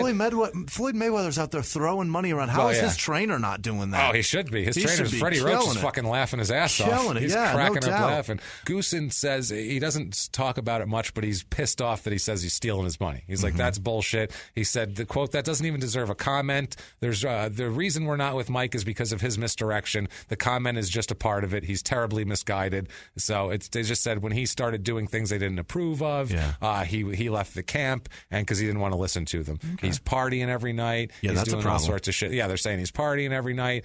He said we could have just shut up and collected our commissions for as long as it lasted, but we wanted the best for him, and no amount of money will ever cause us to turn our heads in lieu of someone's well-being. Also, we want our fighter to win so that we get paid more. That's also a thing here. Yeah. Shurkin is pissed off at the whole thing. He says, I was terribly shocked by the whole thing. I was Nunn's biggest supporter, and he knew that. Anything he wanted, I made it my business to get it, and the Goosens handled him beautifully. He was like a part of their family. Shurkin went on to say, but when the big money started coming in, so did all his old friends from Davenport. Yep. Guys who weren't boxers, guys with bad ideas. Scumbags. Mike is a good kid. Go, hey, you have money. I'd like to start a cocaine trafficking empire. Yeah. Maybe you can finance it. Mike is a good kid, but he can be led around very easily. They told him we were all no good. Just before the Starling fight, he walked out of the gym and said to me, Bob, I love you. And I haven't heard from him again. He never called. He won't talk to me. And I'll tell you something, it has just broken my heart. He doesn't call. He doesn't write. I'm a silver-haired, middle-aged white man sitting here just I miss broken. him. I miss him. I need a guy. I need somebody to fucking lie about. So conveniently, sometime around here, he is arrested. And briefly held but not charged after Jesus Christ, he's in some sort of road rage incident and chases down an elderly motorist who had sideswiped his car and then had to run away because he was scared of Michael Nunn. Yeah. Apparently, Nunn pulled him from the car and threatened to punch him in the face repeatedly. So he's got arrested for that, but not charged because he didn't actually punch him, luckily. Right. October 18th, 1990, at the Palais Omnisport in Paris. Yeah. He's fighting in France. Only making $600,000 for this one. What? He's got money's going down. But he's got a vacation built in. That's true. He fights Donald Lone Star Cobra Curry. Oh, boy. Yeah. Donald Curry, we'll call him here. He's got way too many nicknames. Lone Star Cobra. That's one name. Pick one. Lone Star Cobra. You either get Lone Star or you get Cobra. He's like, well, I'm from Texas and I'm a Cobra. I don't know which to do. Rather than the Texas Rattlesnake, which would be Steve Austin. Right. So Steve Austin stole this guy's gimmick, man. Holy shit, you fucking hack, Steve Austin. You fucking hack. You thief. Texas Rattlesnake my ass. You're the Lone Star Cobra. And he's like, I can't call myself that shit. Son of a bitch. Bastard. He's a 34-6 fighter. Nunn wins by KO in the 10th, but looks terrible the entire time. Really? Looks like a shell of himself. Looks like he's washed up. 36-0 and he's washed up. He's award time. Award for best skills goes to Donald Curry. He said, quote, he was wise and sharp. This is a tough one because I came across a lot of good boxers on the way up the ladder. Best overall he gives to Curry that he ever fought. I can't get enough of this. The best overall game belonged to Donald Curry. He could do a bit of everything. So That's nice. He thought It's Curry very was a bad flattering. motherfucker for a guy he knocked out in the 10th round. Now, March 1991, he hires Terry Landry as his manager. Guess what he does? He's a former car salesman. Holy Christ. Listen to what he sells. Boxing and Rolls Royces, man. Who got his start in the boxing business just a year before that when he sold the boxing promoter Don King a Rolls Royce in Encino. That's how he got started, by selling just some osmosis. I sold the guy who makes boxing matches. He's very wealthy and wanted an expensive That's my car. guy. I can do what I you helped do. him. I figure I'll manage you now. I know how to do this now. That's perfect. So, yeah, this is who he's hiring. This is what I mean. A fucking Rolls Royce deal. That's The guy probably ridiculous. told him, I'll get you a deal on a Rolls. And he was like, all right, that's worth it. Holy shit, man. That's like selling Adam Sandler a Cadillac, and now I'm a movie producer. Every last movie that I get produced, I'm going to produce movies everything now. I've ever I thought can do of it. now gets produced. So May 10th, 1991, he's supposed to fight James Lights Out Tony. You ever heard James Tony? He's kind of a famous guy here. There's a ton of trash talking back and forth. During the press conference, Nunn went his... Nunn, I keep laughing at this stupid shit. Nunn pretending to pick fleas off James Tony's head. Oh my At a God. press conference. That's how shit got personal. Like monkeys eating bugs like off of each like other. He's got fleas. Like he's filthy and got fleas. Like So terrible. He's an animal, this guy. Wow. Tony threatened to kill Nunn and, quote, break his bones. So there's some like there's a little bit of problem here. That'll get you to watch the fight. That's what great. they're trying to do. Yeah. And he's going back to his hometown. It's John O'Donnell Stadium in Davenport, Iowa. He's going back for a display. Yeah. Show the hometown fans, get his next win. He makes $500,000 for this fight. James Lights Out Tony is a 77-10-3 career fighter. Jesus. He's been around. He's 25-0 at this point coming into the fight. It is a battle. I mean, it's a battle the whole fight. Nunn is in control, though. He keeps in control. He's ahead on all judges' cards entering the 11th round.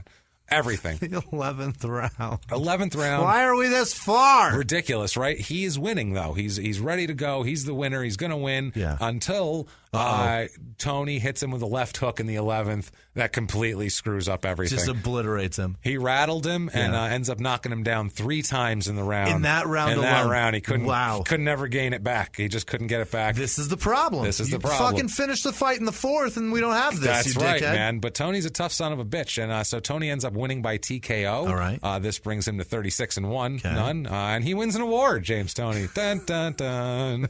Smartest. Oh, I was gonna go with sneakiest. No, smartest actually. Yeah, that's true. He says, quote, I have to admit, looking back, James Tony was a smart guy in the ring. And after the fight, after he got knocked out, he said, quote, one slip up. That's all it takes in boxing. It's true. Which is one mistake. A good way to look at It's it like here. football. Yeah. It's strategy every time. That's right. August 28th, 1991. Jesus Christ. His wife here, Laretha, Laretha calls Los Angeles County Sheriff's Department saying that he assaulted her. Michael assaulted her in their home on Quail Run Drive at about noon. They were arguing about problems with their relationship, and she said that Nunn slapped her several times. I would call that a paintbrushing. Paintbrushing his wife. He's pissed off he just lost a boxing match, so he goes home and paintbrushes his wife. How obvious is that to you? I think that might be my favorite term. I love paintbrushing. Bobby the Brain Heenan gets all credit for that. But I mean, fuck, man. How obvious is that? He's angry. Brushing his wife. I can't beat James Tony. I'm going to beat you, goddammit. They arrest Nunn, police do, after they noted bruises on her right arm from holding her, apparently. Which would make sense because he's left-handed. He would grab her with the right arm, with the left arm.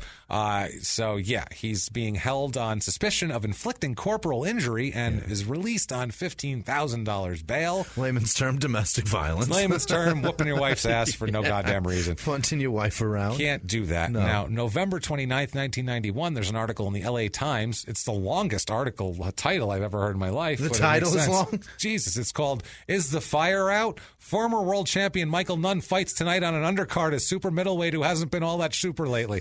That's the fucking title of the article. Holy shit. Guys, concise. It's like an Asian fucking... This is the LA Times. It's an Asian dry cleaner. What the fuck is going on? Is the fire out, ? Yeah, it's ridiculous. Couldn't you call it just Is the Fire Out? Is the Fire Out. And put the rest of that shit in the body of the article. That sounds fascinating. I'm reading. Let's give them half of what we're trying to say just in the title. And then if they want to read it, they don't really have to. The article is his C title. Yeah. No shit. Ferdy Pacheco, the guy from NBC there, said, quote, Angelo Dundee is facing a big challenge with Michael Nunn. Technically, he's perfect, but he needs a fire in his gut. I don't know if he'll ever have it. So they're starting to question whether this is even worth it, especially now that he now that he fought. He'll fight at 168 pounds tonight, which is a super middleweight division. Yeah. It's above the 160 that he's been fighting his whole career. Yeah. They all call it, trainers say it's a division for middleweights who don't like to train anymore. It's the lazy middleweights? Yeah, it's like middleweight, plus I had a couple of beers last night and a pretty big sandwich for lunch. If I would diet, I'd probably be a lightweight. I'd be a lightweight. Nunn says, I'll be just as great at 168. I'll rule that division too. Just watch. You just lost, sir. That's a hell of a threat, mister. Yeah.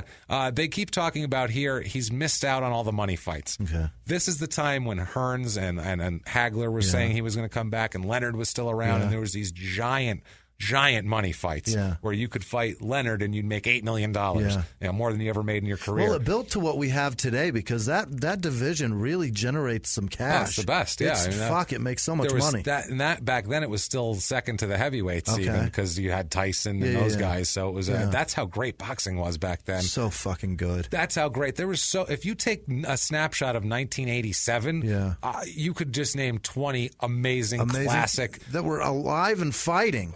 Amazing fighters that would just be amazing. So eat that shit, MMA fans that give me shit for. Fucking on Twitter was breaking my balls. It's like, dude, fuck you. Fuck you. If you're out there, go fuck yourself. I don't like your shit sport. Sorry. It's just dumb. It's just not. I don't care not for it. as good. And even if it's great, I don't fucking like it. I don't have to. Kiss my fucking ass.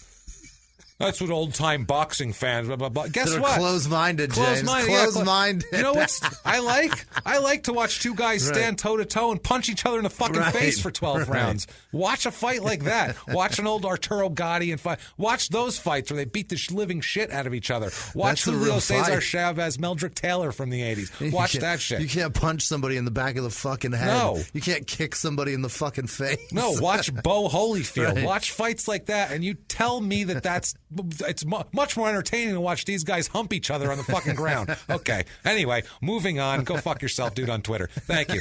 November 29th, 91, at the Mirage. I feel so much better now. That's great. I feel awake and alive. Cathartic? Oh, God, I love it so much. I have a good Chicago rant live show, people. Wait for a live show for that. November 29th, 1991 at the Mirage. This fight here, he's only getting $100,000 for. So he's falling down the ladder here. How have the mighty fallen? Assault charges from $1.2 million to $100,000. I would say his management team is not doing him any services here. He fights Randall Yonker. Back to the non-linkers here. He's a 29-6 career fighter. He is 23-1 coming in. This fight goes 10 rounds, but not all the way through 10. Nunn wins by TKO in the 10th, winning him the NABF super middleweight title. Oh shit! This is a big one, baby. Yeah, big one against a nobody to make $100,000. Jesus, he's 37-1. He is scheduled to go to appear in court on December 13th, a couple weeks after that, where he's supposed to go on trial for assaulting his former wife at his home there. The conviction on assault and spousal abuse charges carries a maximum penalty of 6 months in jail. Jesus. So what does Nunn say about that? He says, quote, so what?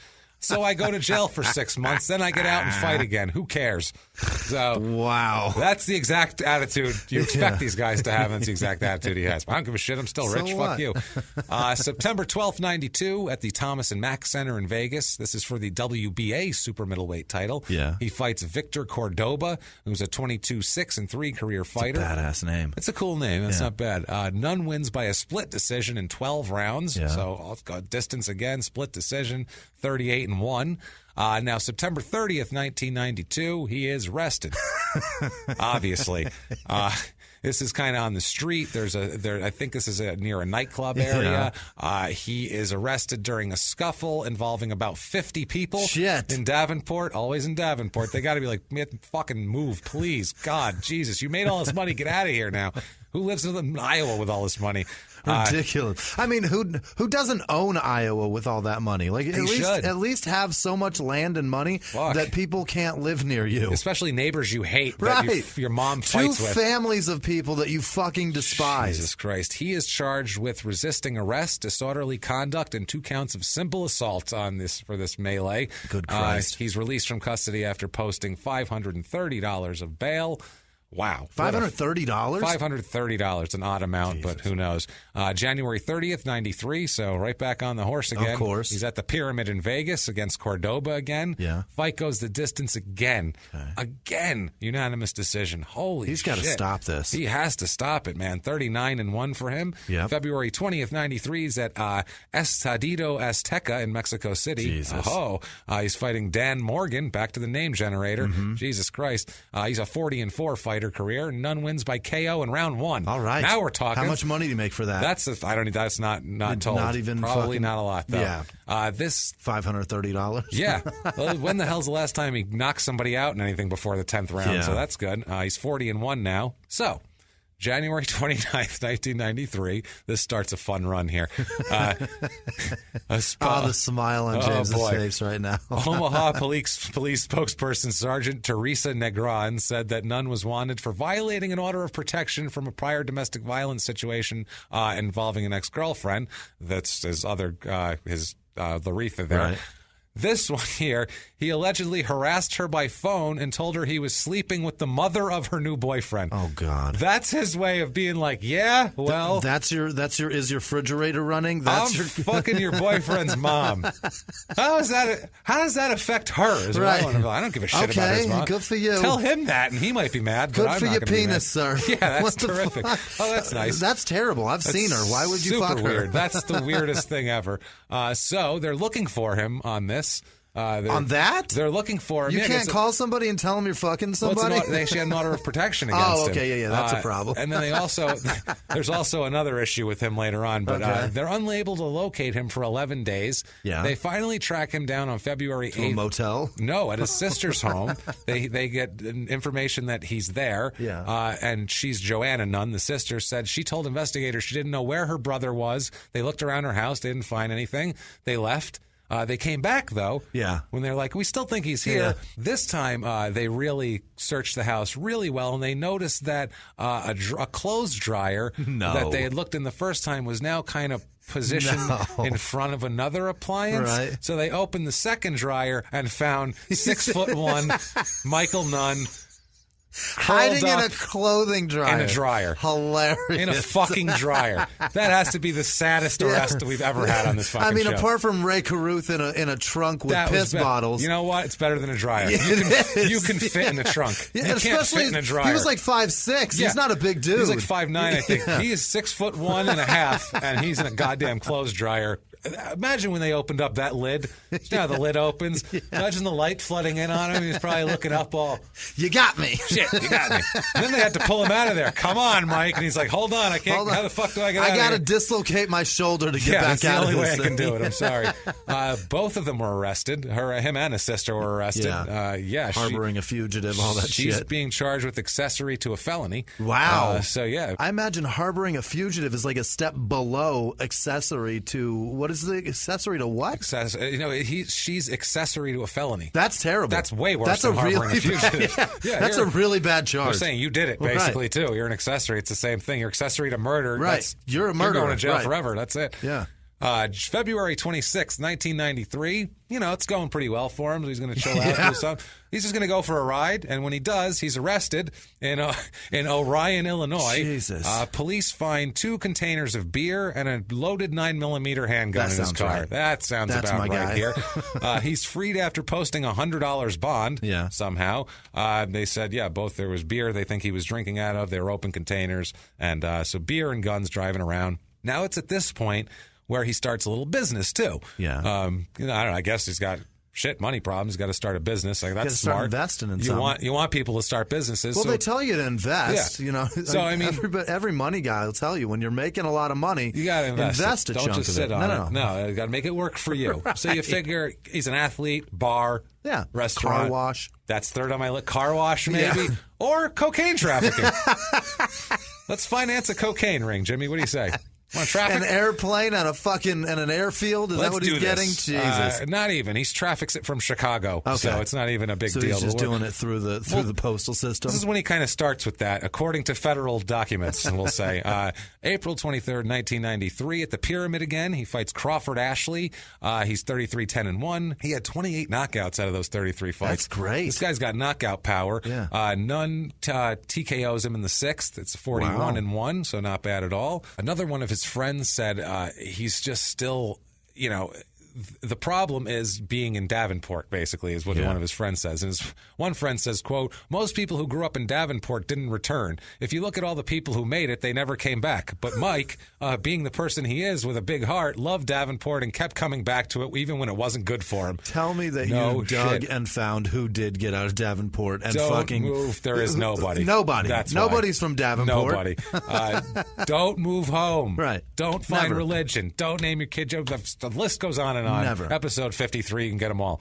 Anyway, so December 18th, 1993, he is fighting in Mexico again. He's fighting Merquay Sosa. Yeah. Fight goes the distance again. Jesus. Nunn wins by unanimous decision in the 12th round, bringing his record to 42-1. Yep. February 26, 1994. This is this sounds fancy. Yeah. This is at the Earl's Court Exhibition Centre in London. You have to say that with like a clenched jaw. Yeah, it's the Earl's Court Exhibition with Centre in teeth touching. London. You never separate the love. teeth. We're going to London, the Earl's Court. Earl's Court. So he fights Lightning Steve Little. Yeah. He's a 21-13-2 coming into the fight. Ends up being 25-17-3. He's a journeyman, but he's a tough son of a bitch. Yeah. Little's known. There's articles about him of like, how did this guy not make it? He was so great and just didn't win fights. Never heard of him. This fight goes exactly. Neither did I even. And I pay attention to this shit. The fight goes all 12 again. God damn it! Jesus, he's got to stop this. Nunn loses by split decision shit. now. That's not good. Now he's losing a decision. Now you're in another level. Yeah. You went from knocking guys out to now they're going the distance with you. You're winning unanimous. Then you're getting split decisions. Now you're all the way. You're losing split decisions. This is the reason you knock them out, Nunn. Yeah, and this is the same. This is when he was trying to get fights with big guys too. Yeah. This is when he lost he was trying to fight Roy Jones Jr. at that point. Really? Yeah, and he says, quote, they offered us $125,000 and Roy was going to get $3 million. So he says there's no way Mike was going to take that kind of money when he was just as good or better than Jones. Have you seen Roy Jones's song that he put out? Probably not, but it sounds awesome. That is fucking horrific. Oh, of course. And I love it. I love when athletes make hip-hop songs. I listen to it all the time. I fucking love it. It somehow pops up in my YouTube, probably because my phone listens to me throughout the day. Talking about criminal athletes, and they're like, we got one for you. By the way, here's a nudnik that made a song. I love it. How many got J.R. Ryder? They all have so one. many of these guys. And his is actually, albums. It actually sounds good. It's not that bad of a song. It's hilarious because it's a fucking boxer. Right. It's not, calm down, dude. September 12th, 19... Just stay in the ring, fuckface. Calm down and get your brain damage and relax. September 12th, 1994, at the Silver Nugget in Vegas. Couldn't get the golden, apparently. It wasn't available. The silver one. He's fighting. Jesus, one step above the copper nugget. Pretty much, yeah. They have that. They have the brass nugget below that, right above the aluminum nugget. Yeah, that's it. That's terrible. Then it's just the rusty nugget in the bottom. That's outside of Vegas. Fool's in the gold out there. Way out there. Way out there. Right over there at the Pyrite Nugget. Past the Welcome to Vegas sign. Don't worry, the Pyrite Nugget. That's over in Reno. Absolutely. Jesus. He's fighting Salvador Maciel, he's returning to the bosom of the non-linker at this point, getting back into that. He wins by KO in 56 seconds. Jesus. Under a minute. He must have been pissed at that last fight, is all I could think. He came in there like, I'm going to fuck this guy up. Or he's just pissed that he's fighting at the Silver Nugget. That too. But I mean, after that last fight, you lose a split decision to a guy you think you should beat. He had to come out, like a Davenport Street fight. I'm going to fucking knock you the hell out. Now his mama in tow with her fucking Louboutin shoe, swinging it. Come on, you son of a bitch. As they're walking to the ring. Yeah, that's his entourage. His mom, he's got a cousin brother with a hatchet. His cousin Raymond with a hand axe. Police trailing behind. Mama Good with her Lord. lipstick smeared. Jesus Christ. Bloody-headed police following behind. Come back, Mrs. So good. Come back, Mrs. Nunn. So December 17th, 1994, he's fighting in Ecuador. Yeah. This is for the WBA super middleweight title against Frankie Lyles, who's a good fighter, 32-3 career. This fight goes the distance again. 12 rounds, and Nunn loses by unanimous decision. It's over, right? It's got to be over. It's not looking good for him at this point. This is when it's bad. June 13th, 95. He keeps doing it, though. This is in Moline, Illinois. It's the Mark of the Quad Cities, which is now the Tax Slayer Center. By the way, awful name. The Mark of the Quad Cities, and it's got it's capitalized MARK of really? I don't know what a the mark fuck. is a bad thing. By the way, I don't. Yeah, it is. This place we get taken all the time. We fall for fucking everything. Screwed all the time. The cash register might as well be open. We're it might as well be idiots. open. We don't even have locks on the doors. It's terrible. He fights Earl Butler, 2014 2. Again, non-linker. Supposed to be an easy fight. This fight is a warm-up fight, and he goes the distance. Okay. Nunn wins by unanimous decision, luckily for him, in 10. July 14th, 95, he's at Arizona Charlie's Decatur in Vegas. Arizona Charlie's in what? Arizona, we've had this one before. That's right. Arizona Charlie's Decatur, right. But it's in Vegas. Right. Yes. It's so fucking confusing. It's so fucking It could confusing. be in the South. It could be in Arizona. It could be Vegas. Terrible. You never know. That man's running from the law.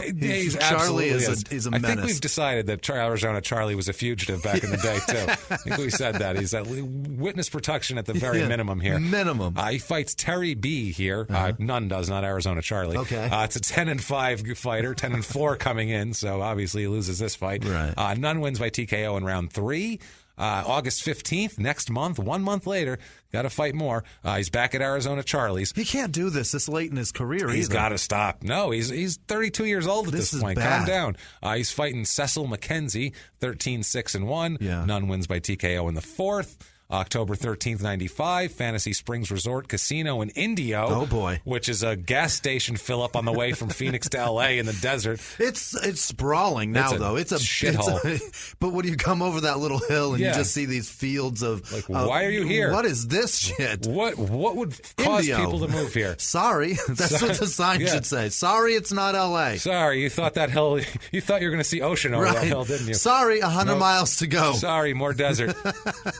So, the worst place. October 13th, 95, in Indio, like I said, he fights Charles Oliver. It was a 19-8-1 fight. Nunn wins by unanimous decision. All 10. Jesus. Goes the distance. Brain fucking damage. Yeah, no Holy doubt. shit. 40. That's how you end up in dryers. Yeah, for Getting punched in the head that much. Yeah. December 8th, 1995, he's at Foxwoods. This is for the vacant WBO, NABO super middleweight title. Yeah, Foxwoods in Connecticut. He fights Iceman John Scully, who was 38-11. That guy sounds like a bad man. Unless you've killed 150 people, don't call yourself the Iceman, okay? Sorry, that title's taken. And asshole. also, unless you're killing people in the ring, don't even take the name Scully. That sounds like a bad fucking man. No shit, yeah, Iceman Scully. That sounds tough. This fight goes all 12 again. Jesus. The Nunn wins by unanimous decision. That is 22 rounds in 2 months. That is awful. 60 days, 22 rounds. Much. That's too much, man. June 23rd, 96. At least he's got 6 months off here. He's in Houston, fights Everardo Armenta Jr., wins by TKO in 8 rounds, bringing him to 49-3. 8's too long. 8's too long. January 17th, 1997, in California, he fights Rudy Nix, knocks him out, TKO in 2 rounds. This wins him the NABF light heavyweight title, so he's now moved up to 177. Yeah. Holy shit. Is this fat or He's is this getting in fatter. weight? He's just getting heavier. He's 50-3 now. 1997, right after that, he's arrested in Davenport, shocker, on misdemeanor charges of driving a vehicle with excessively tinted windows and driving with no registration. I mean, I've been ticketed for that. Yeah. We got that ticket coming back from South by Southwest. But you didn't get the ticket because you were nice to the police, and then they said, okay, well, you Here's guys a have warning, a good fix one. that. You've been driving all this time.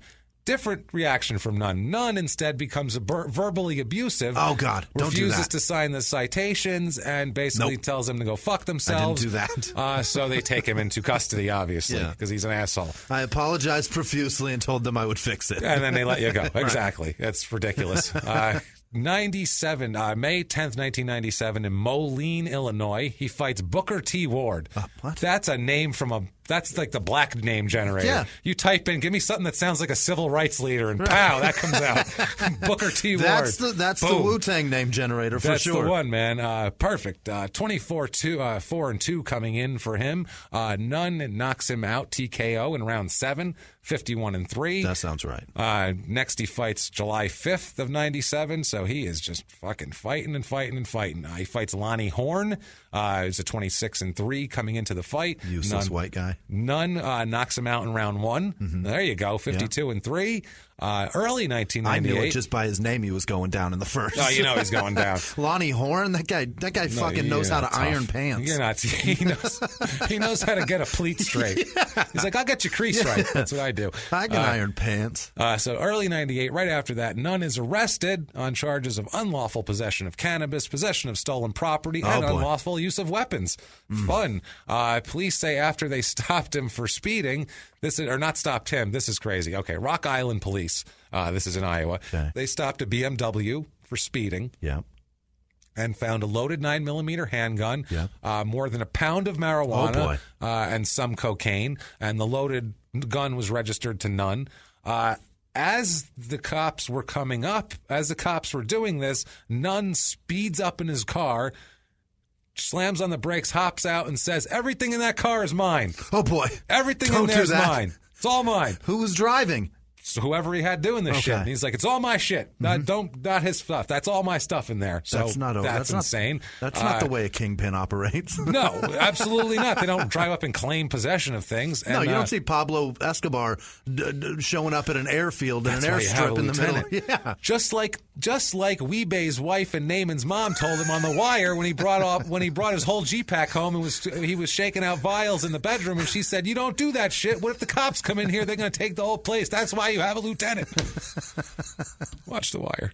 So, anyway, the car was not registered to him anyway. It was registered to someone in Peoria, Illinois. They were lending it to him. I don't know. March 21st, 1998. Can I He's borrow such a your mess. car to smuggle a bunch of shit? Smuggle a bunch of shit. Is that cool with you? A few miles from the glass spires of Midtown Atlanta lies the South River Forest. In 2021 and 2022, the woods became a home to activists from all over the country who gathered to stop the nearby construction of a massive new police training facility, nicknamed Cop City. At approximately 9 o'clock this morning, as law enforcement was moving through various sectors of the property, an individual, without warning, shot a Georgia State Patrol trooper.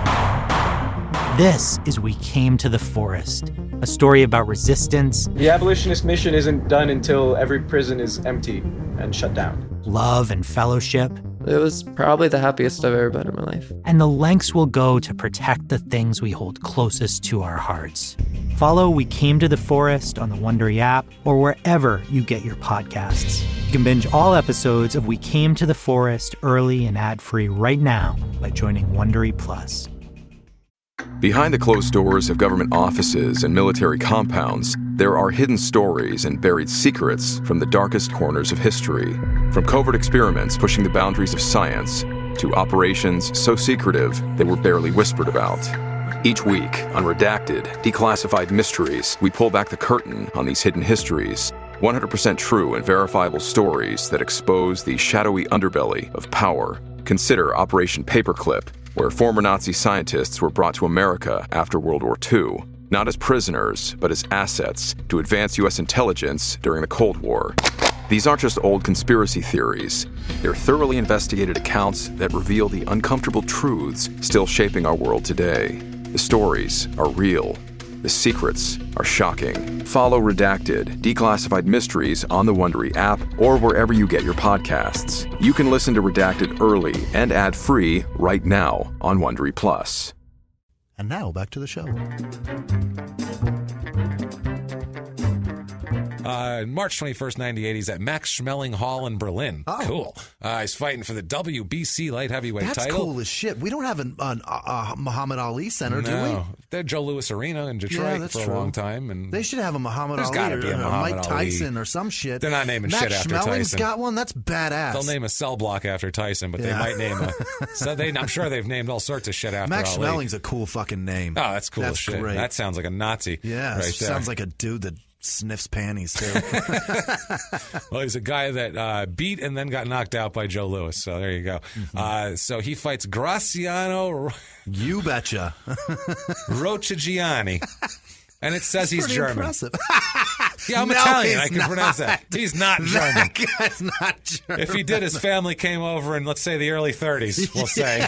Somewhere around there, because that is... Graziano is not fucking German. 41-6-1 career. This fight goes the distance again. Yeah. 12 rounds. I was going to guess Japanese. Yeah, he's a tall Dutchman. Nunn loses this fight by split decision in 12. Again, 52-4. That's not good. At this point, he's in trouble because his driver's license has been suspended indefinitely by the state of Iowa for non-payment of a fine. Oh, boy. Probably for that window tinting thing that happened there. September 4th, 1998, at the Mikosuke Resort and Gaming in Miami, in Florida, he fights Glenn Thomas, who doesn't matter who he is. He wins by unanimous decision. Nunn does in 10 rounds, 53-4. May 9th, 1999, Municipal Auditorium in Minot, North Dakota, where dreams come true, Jimmy. Yes, you're damn right they Good do. God. He fights William Guthrie, who sounds like a country singer right there. 35-4-3. Career for him. Nunn wins by TKO in round 7. He's 54-4. January 2001, right after that, a noise complaint is made at an apartment that he's visiting.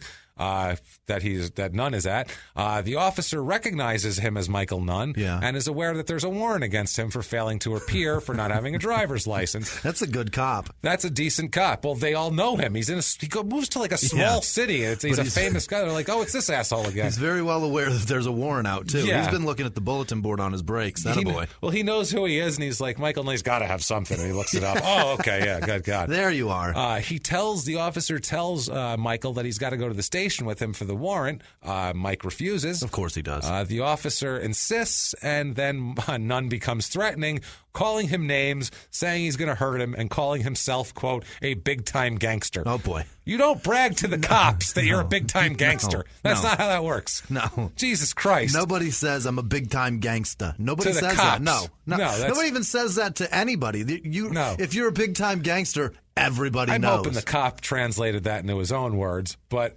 Still, you don't tell the cops how important you are in the world of crime. I don't think that's a smart move here.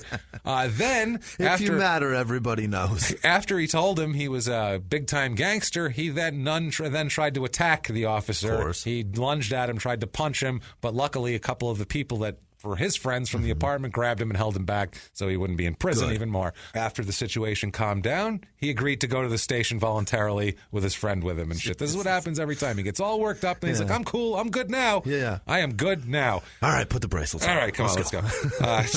July 2001, there's an incident that we don't know too much about this one, but he threatens and flees from police officers, and then he's maced and arrested. So there was some kind of traffic is all I could get out of it, some kind of traffic thing, and he got really threatening, and they ended up having to mace him to arrest him. They're like, we're tired of this shit with this guy. He's probably got a high heel in his back pocket. Fuck this. July 20th, 2001, he misses a court date for a domestic violence charge. September 2001, an arrest warrant is issued for him after failing to appear in court in July. Things happen. Yes. So he's been a complete mess. Yeah. Just a disaster. So fucking unbelievable. Jesus Christ. It's September 2001. It's a good place to just take a breath for a second. September 11th, and buildings are falling, and he's like, oh, fuck, I got court dates. Like, the world is a different place for him. I got court dates that I'm not going to go to. No. I think about that. The world is fucking crumbling. Yeah. Jesus Christ, man. He's sitting around fucking, his wife left. He doesn't have her anymore. His family, his mom's as violent as he is. He's crazy. God damn it, man. He's just sitting in his house going, what do I do next? And there's a knock on the door, and it's Dexter Manley, interior designer from New York City. Perfect. And he says,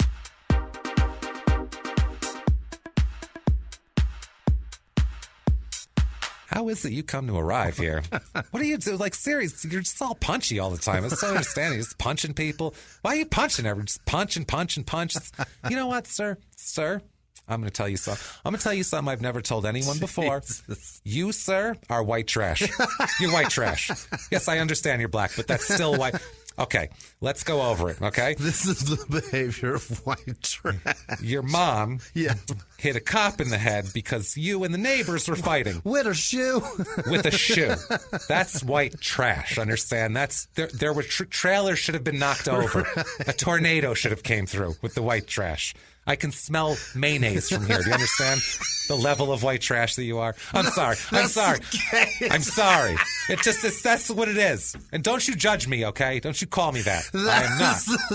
That's the funniest way mayonnaise has ever been pronounced. Poof. Poof. In a poof of glitter. Purple glitter. He's gone. Your gay Italian is my favorite.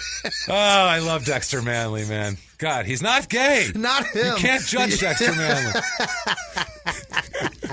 The gay affect on mayonnaise is fantastic. Yeah. Well, he talks differently than I do, Dexter Manley. I don't know. He came in, he left. He's not so different. He's not me. I don't know. So, September 29th, 2001. All right. He's in Elizabeth, Indiana versus Carlos Bates. How much do you hate mayonnaise? Oh, I fucking hate it so much. It's the worst thing ever. God, vile substance. It should be outlawed, honestly. If someone puts it on your sandwich without asking you should be able to mush it in their face. Fuck. So, well, everything's a little stank. Got some stank on it with Dexter. He likes to deliver it. Dexter really just gives it hell. He's fighting Carlos Bates in Indiana. Yeah. Wins by knockout in round 1 at 2:33. Dexter gave him a talking to, and he's into it. He's into it. That's what I mean. See, that's all I needed. Dexter's motivational. So he's 55-4. October 26, 2001, Grand Casino in Gulfport, Mississippi. Yeah. He fights Kenny Craven, who doesn't matter who he is. Nunn wins by TKO in the 6th. All right. He's 56-4. So that's something now. November 2001, he's charged with driving on a suspended license, interference with official acts, and assault on a peace officer. Oh, my God. That's a lot. He is apparently, there's a driving thing. Stop driving, number one. Stop it. You know it's suspended. You're very well aware of that. Indefinitely suspended. He apparently had to be told several times to place his hands on the squad car for frisking. They tried to handcuff him, and he stiffened his arms, struggled, and then refused to submit to anything until they repeatedly sprayed him with pepper spray. Like an episode of Live PD. Finally. It's Cops. That's all it is. Like, have you ever seen Cops? Right. Have you ever seen it? In every episode, somebody's mother hits somebody with a shoe. It's just how it goes. You're white trash. Sorry. Dexter, get out. Jesus. Sorry, Dexter, he pops his head back in.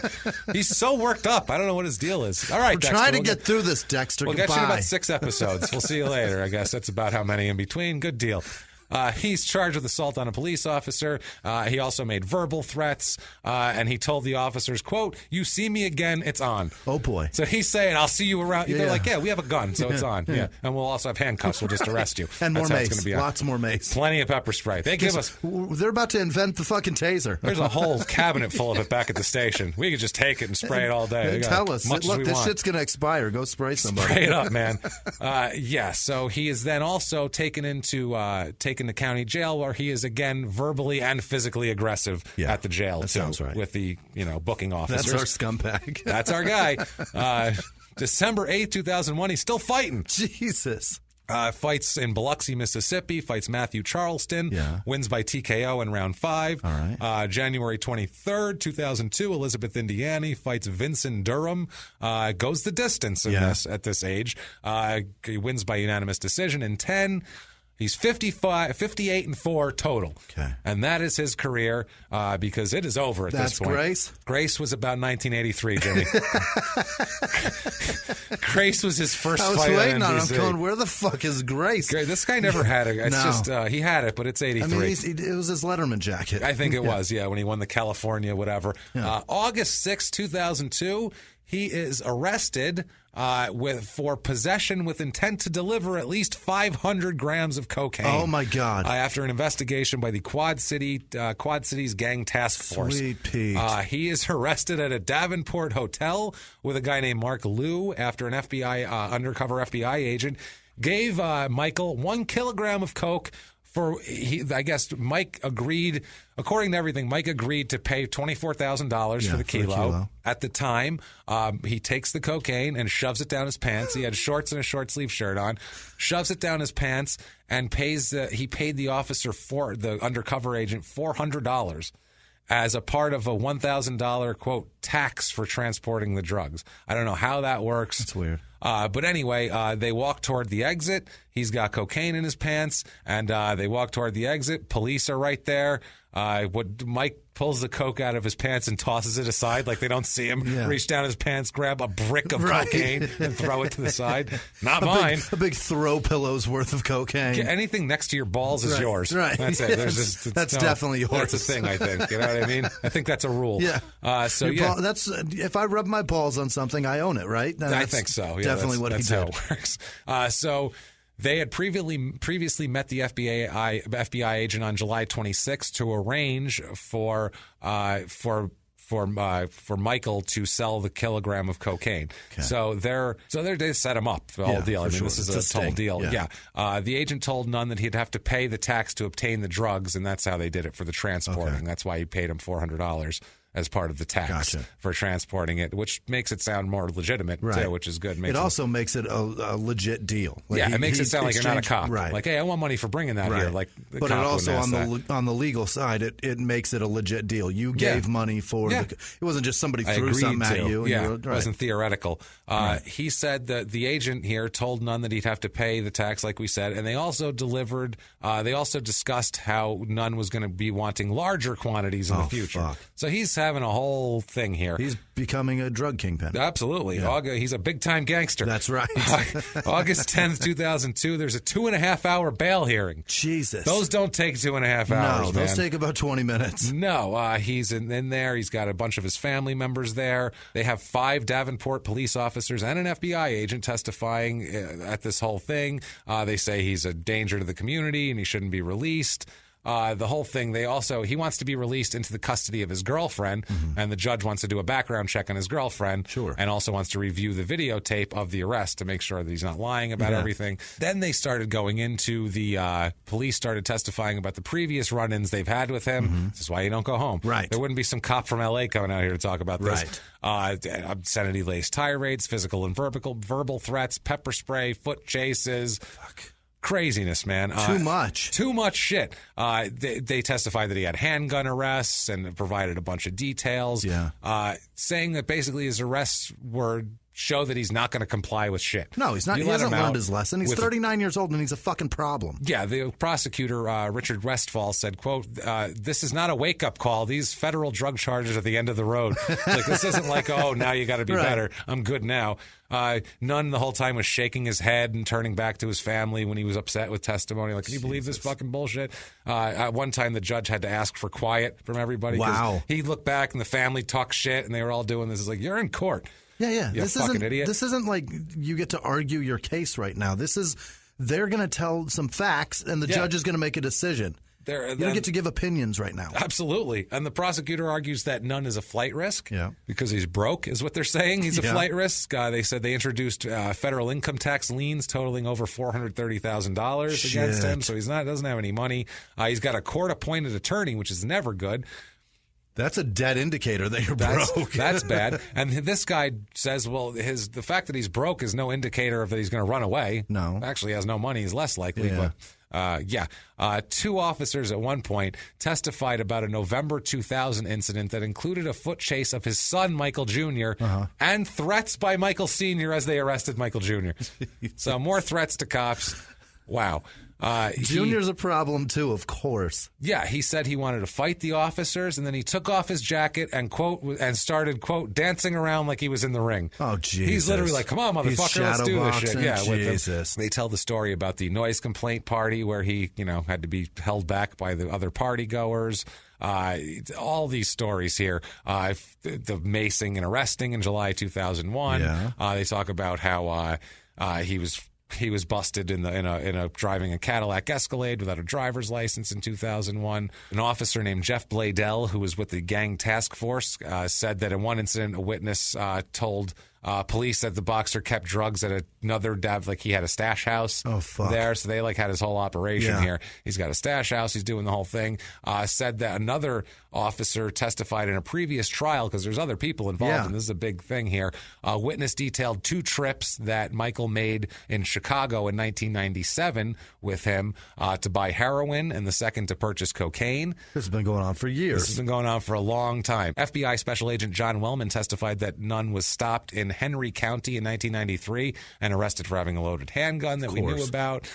He was also another one. He was fell delinquent on rent for a storage facility, and the owners ended up taking control of it, taking over. And what was in there, it. James? 3 handguns, including 1 stolen weapon found in a briefcase in there, of course. There's a woman named Ira Jean Tensley who was convicted and sentenced to 240 months in prison for selling cocaine. She talks about going with them to Chicago on one time, taking 2 trips, and basically they get back, and he would sell her, give her some drugs to for transporting it, for basically. her troubles. Yeah, Tensley transported the drugs back to Davenport in exchange for some cocaine. Basically, that's how they did it. He ends up putting an end to all this in 2004. This is going on for 2 years. Yeah. And then finally, 2004, he decides to plead guilty for cocaine distribution. It's a cocaine distribution conspiracy charge, but he was fighting for a reduced sentence.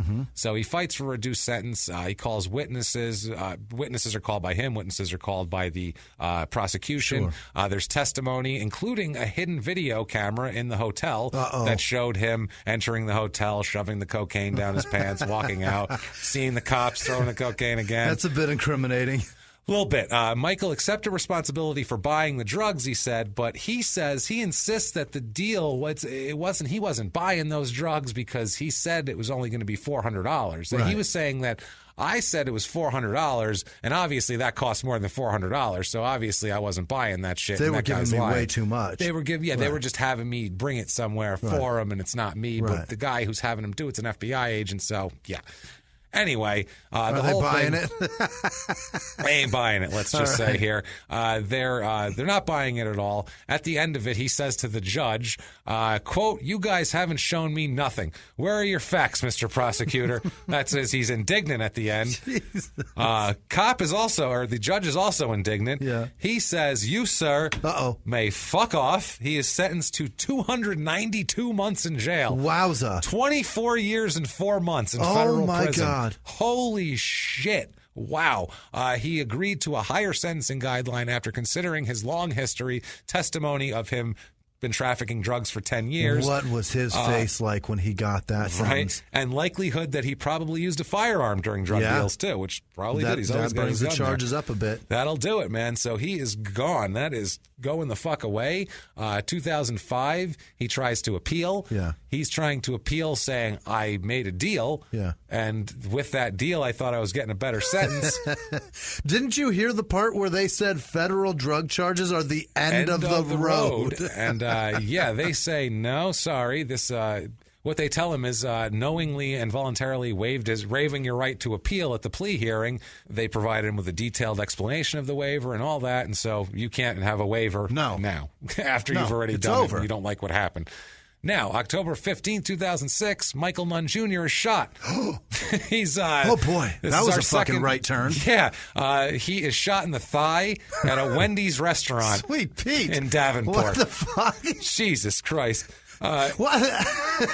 How the hell do they have a story? How the fuck does that happen? He apparently said that he was assaulted by several men and he was trying to flee, and he was shot in the leg while he was trying to flee. Pete. Yeah, he says that he's just trying to enjoy that bottomless chili. Yeah, well, they end up arresting someone, and they said that he had a revolver and shot him in an effort to rob him and take his money or drugs. At Wendy's, he doesn't have a lot of money. They were in the parking lot of Wendy's. Okay. They weren't eating at the Wendy's. I don't think he can afford the Wendy's. He's got drugs though. That's bananas. That's the last place I'm robbing somebody at. Oh shit! Nunn Jr. runs into the restaurant where he falls over and collapses in the Wendy's with the thigh bleeding. Those poor employees call the police department. Like, great, Jesus Christ. It struck his femoral artery. Oh, shit. Lucky he didn't fucking die. Yeah. He didn't die, though.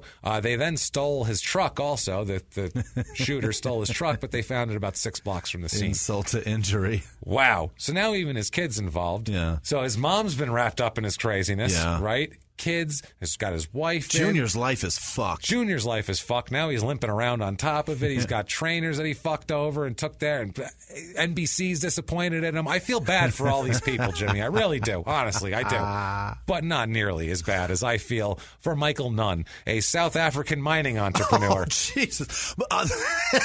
Didn't expect that one, did you? That's a diamond guy. That's a guy. That's a guy that steals diamonds with his toes, and his family gets shot for it. He makes black kids do it, I think, with one arm, and poor kids.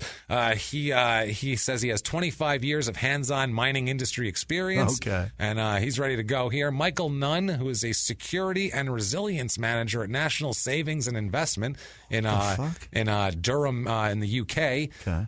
So he does security for a bank, like I assume. What's a resilience fucking? What Oh, is no. that? That's a lot of scary. type. Michael Nunn, store manager at Walmart. Oh. I even feel bad for him. And he works at Walmart, and he'd still rather be himself I really than this feel other bad guy. for that guy. He works in Austin, Texas, over there. And finally, Michael Nunn, who is a British ballet dancer.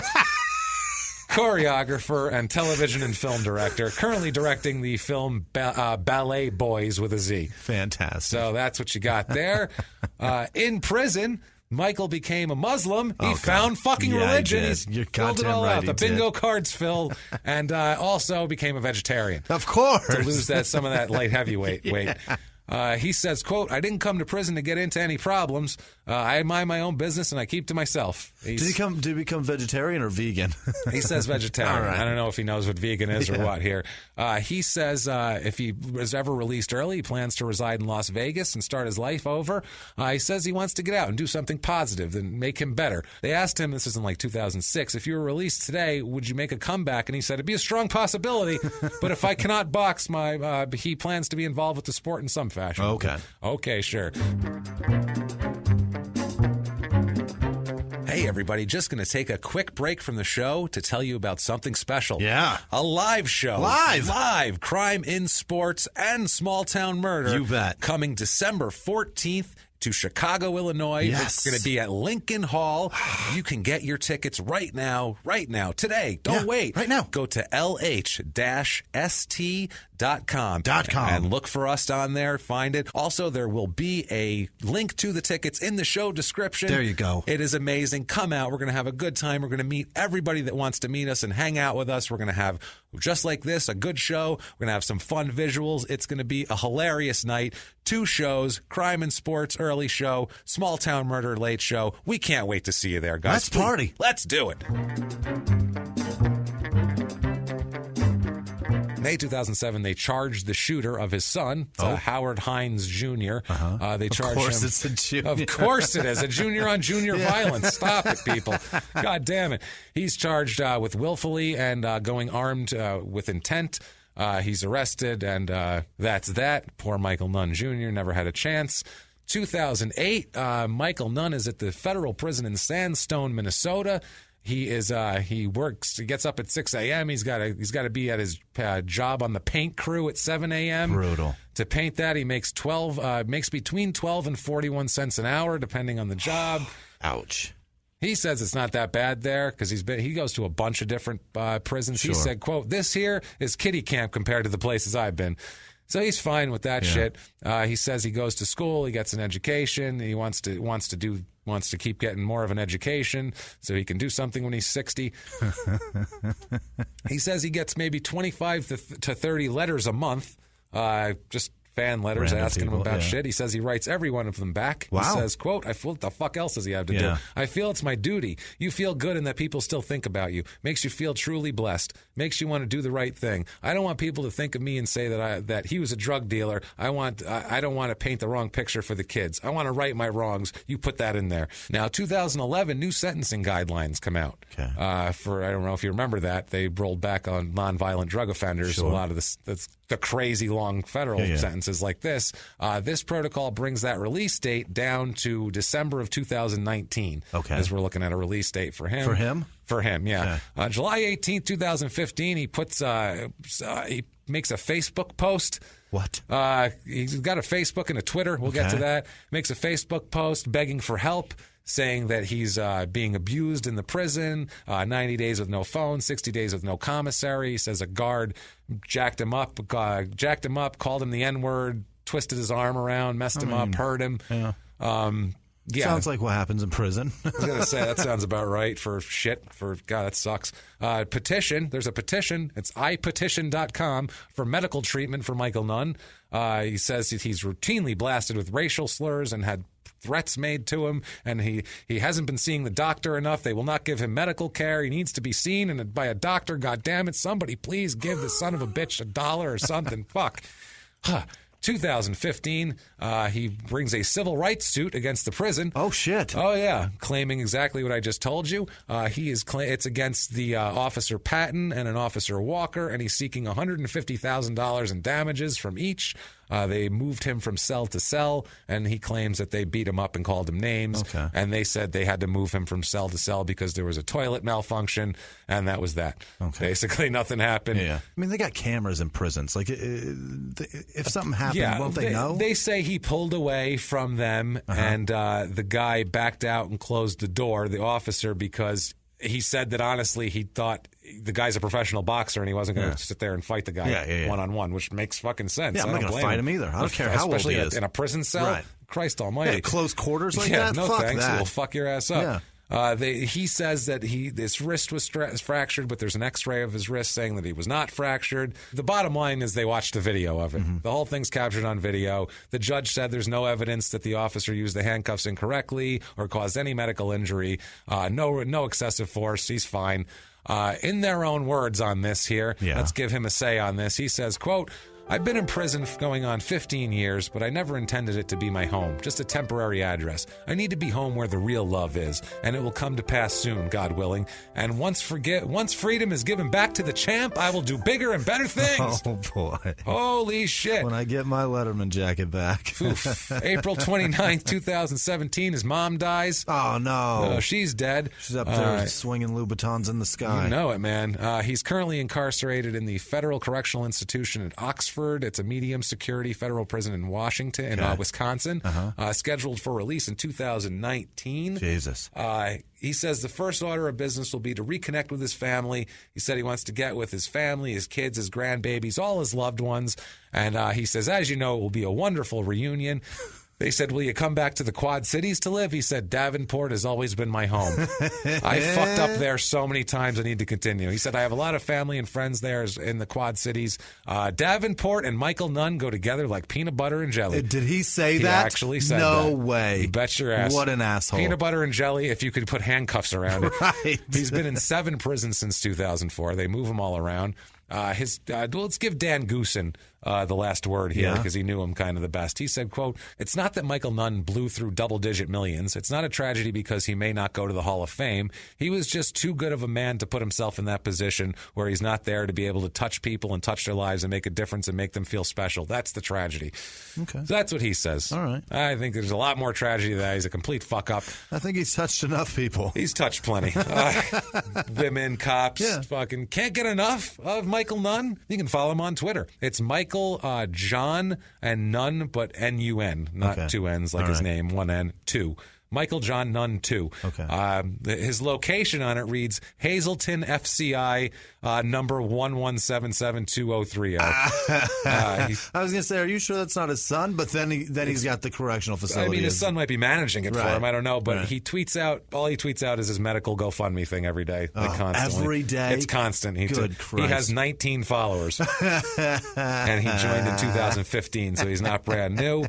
If you can't get enough even more, you can go to eBay. They have a 1991 AW boxing card is $175 with $250 shipping. You can get a signed cover of a KO magazine for him, or you can go to Champs UK and get an official program for the Nunn Marlon Starling fight, and it's 65 pounds That's over great. there on that. That is. And Michael Nunn. Wow. What a Holy fucking shit. disastrous mess. Can you imagine? And most people, I'm gonna go out on a limb and say 99% of the people that are going to listen to this have never heard of this. No, probably Never. not. Unless No. you're a big boxing fan. And he you never is a heard of him. mess. And he fought so much, was so Yeah. famous, and a complete mess and a disaster. mess. Holy shit. If you like that story, Yeah. I know what you can do. Yeah. You can go to iTunes. You can give us 5 stars You on can do there. that. Tell us you're following instructions, Please following do. directions. If you like it even more than that, you want to dig deeper, you can go to patreon.com/crime in sports. It's so gross. It did. It sounded very gross. You can make a donation there, or you can go to PayPal and make a one-time donation using our email address crimeinsports@gmail.com. That's the one. And if you wanted to get a hold of us, you could use, number one, that email address there, or you can go on Twitter @CrimeInSports, Instagram @CrimeInSports, Crime in Sports, or Facebook.com/CrimeInSports. Yeah. All Crime in Sports all the time. And we have a list here of some amazing, incredible heroes. Truly. Of our producers that Jimmy has a list of. Hit us with it, Jimmy, please, All because right. it's This awesome. week was really, really fun reading tweets, Instagram posts, all kinds of stuff from you guys. So thank you all so much. But the people that came through this week for Patreon to become producers of this show, first, always, big homie Dana Grayson. Dana Grayson. Thank you so much, Dana. Yes. Dana, you're a good dude. Hell Jess yeah. Landgren and Christiane Castaldi never stop being amazing either. Thank you both. We love Amazing, you. the two of you. Lisa White, Cody Cargili, or Cargili. It could be so many things. Cody, thank you. Ann Menhier, Mary Edwards, Emily Irvin, Haley Missildine, or Missildine. Fucking, are you kidding Close. me? That's close. Missildine. I'm going with Missildine. Amy Pohanic, Andrew Wiegand or Weigand. Every week I pronounce it, and he tells me that I'm wrong. So I'm just sticking with what doesn't work. Sherry Holland, Louisa Sodergren, Charles Glass, Rachel Flaherty, Chris Azcaraga. Why do I always do that? Every time. Then you get it right. Though. Yeah. Azcaraga. Thanks, Chris. Michael Wanop or Wanop. Kasten Johnson, Kasten, that's definitely Kasten. Patrick Cunningham, Aaron Tanner, that guy, he's terrific. Thank you, Aaron. Really appreciate your support. Jared Hohe or Hoey or Hey Now. Hey Now. Hoey.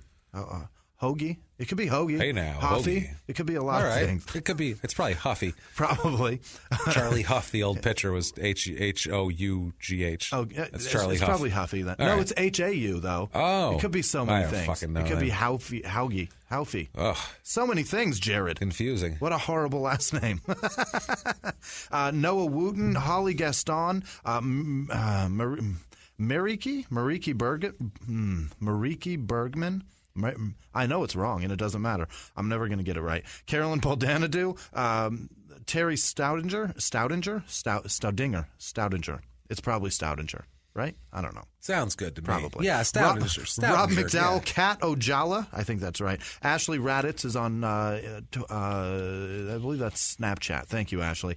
Jessica Gore, Renia Wilson, Aaron Tanner. Again, I got him twice in here. Chris Gerke. Lane Jupe or Jupp.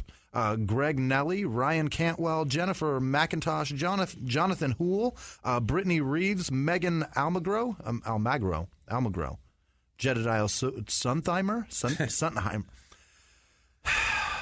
People say that they love this, and this is punishment. This is punishing for you. It's really. I think that I'm a smart person until I start reading people that like they these don't make names. sense. No. Ashley Schell, Ingrid Stoke, who's the one from not North Korea, but Norway. Yes. Thank you, Ingrid. Got the Nor part, right? Right. Monica Johnson, David Yaku, Adrian Nibla, Katie McGill, Sam Stevens Jr., Mr. Sam Stevens Jr., Mr. Jr., thank you very much. Hey, Junior. We got a good Junior. Leah Egan, who wanted me to...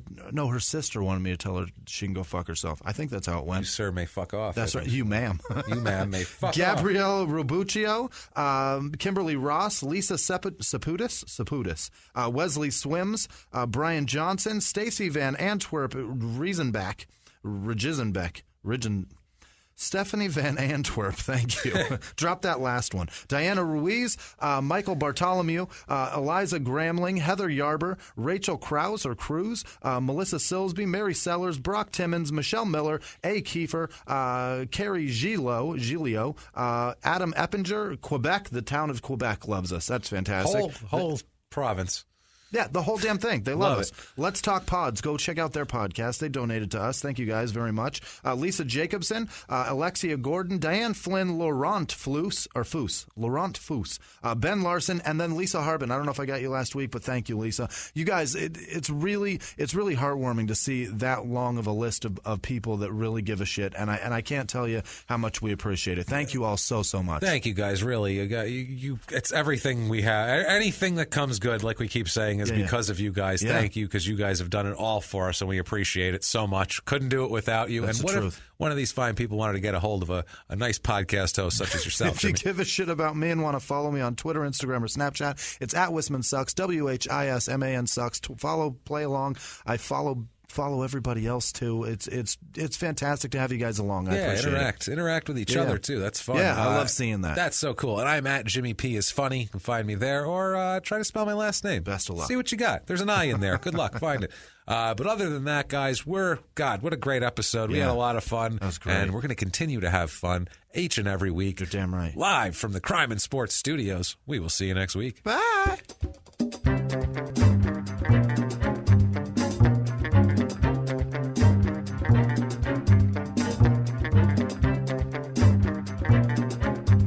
If you like crime and sports, you can listen early and ad-free now by joining Wondery Plus in the Wondery app or on Apple Podcasts. Prime members can listen early and ad-free on Amazon Music. Before you go, tell us about yourself by filling out a short survey at Wondery.com/survey. In the 1980s, a rosé swept the country. Hey, Mike, I really like this white Zinfandel. Well, good. Now put it down. We're going to try another one. White Zin became America's top-selling wine. But most don't know that this sweet drink has a sour history. What began in 1986 with counterfeit bottles, A big fraud, a multi-million-dollar fraud, sent investigators chasing one of the most powerful families in the business, the Licciardis. But the closer the feds got to them, the more dangerous things became. It's a story of deceit. At the time, I was paranoid. Threats. You touch my kids, I will kill you. And murder. with a .22 caliber bullet to the head. What started with a scheme to mislabel wine spilled into a blood-soaked battle for succession. Welcome to Bloodvines. You can binge listen to Bloodvines exclusively and ad-free on Wondery Plus. Join Wondery Plus in the Wondery app, Apple Podcasts, or Spotify.